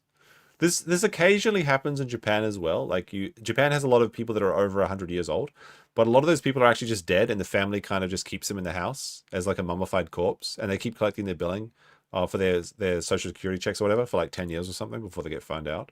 I mean, it's not like super common. It happens like a couple times a year or something in a country of about 120 million people. But it's like literally ghoulish. 12 hours a day, but then the individual, his name was Muhammad, ended up saying that, oh yeah, I saw him last alive the morning before, which was clearly a lie. This individual, according to the report, had been deceased. So this is from this year. Americans do month first, right? So this is from March of this year. What time did you see him? It was yesterday morning. For a while. We have autism centers around the state being fraudulently billed, made up autism cases. They don't actually have Isn't that every autism case? a diagnosis, but they're being charged for it. How deep does this fraud rabbit hole go? We're told it gets up to potentially $8 billion here in the state. And that's It's pretty close. It was up to $9 billion now. picking the easy to get fruit. There's really no telling how deep it is. We would encourage the Somali community to come forward and go, we want to work with you. Let's go after them. Let's go after the bad apples so you guys can flourish in these communities. And the good news, I can at least report that is happening in many cases. And Republicans were not racist. We have done countless things to be able to bring the Somali community into the Republican Party. How do you think Trump revoking temporary protected status for Somalia impacts the reduction of fraud happening in Minnesota, if at all? Unfortunately, right, it's more of a symbolic step. We're recognizing that this is something that needs to come to an end. The Somali community here in Minnesota, they need to take some accountability and police themselves. There isn't a hatred of Somalians or anything like that here. There's just a realization that this has to be tackled and everybody needs to be part of that solution. Exposing corruption is not racist. Thank you for your work. Let's get to the bottom of this. Fraud aside, Minneapolis is a cautionary tale, and This just does look bleak. Like, I guess this is the slum, right? Like, this is the slum, and is that like the nice city over there? I mean, nice is kind of a bit of a stretch of the word to describe Minnesota. But like, this is just like this just massive apartment block, bleak area, and then you've got these like, I guess some high rises in the background. I guess this is like a stadium or something. microcosm of what happens when you import mass quantities of people from fundamentally different worlds and assume they'll behave, talk, pray, and live like you do. And once you import enough of these people into the same place, after years of chain migration, they will achieve power through numbers and leverage our democracy to assert political representation and seemingly turn their generous host into second-class citizens within their own home. If everyone can be an American the moment they land on American soil, then what does it even mean to be an American? What you see is a visual representation of we have your back. And when you come for one of us, you come for all of us. All right, this actually looks pretty interesting. I investigated the murder capital of America, but I think that's about enough for today. Is Sean still streaming? Let me have a look. Is he still modeling? Idea. He is modeling. Okay. All right, so Sean's modeling. So I'll send you over to Sean's channel. I don't know if I'll stream tonight for New Year's Eve. I mean, since I can't drink, well, I could, I just don't want to. It wouldn't be that much fun. So, I don't know. What do you guys think? Let me know in the comments and replay people. Maybe we'll do that. How do I send people to the streams again? It's this way, right? I gotta go do my work for today, though. All right. Enjoy Sean's modeling. What is he making today? I'm not sure. All right, guys. Thanks for likes and thanks for all the support. Peace. See ya.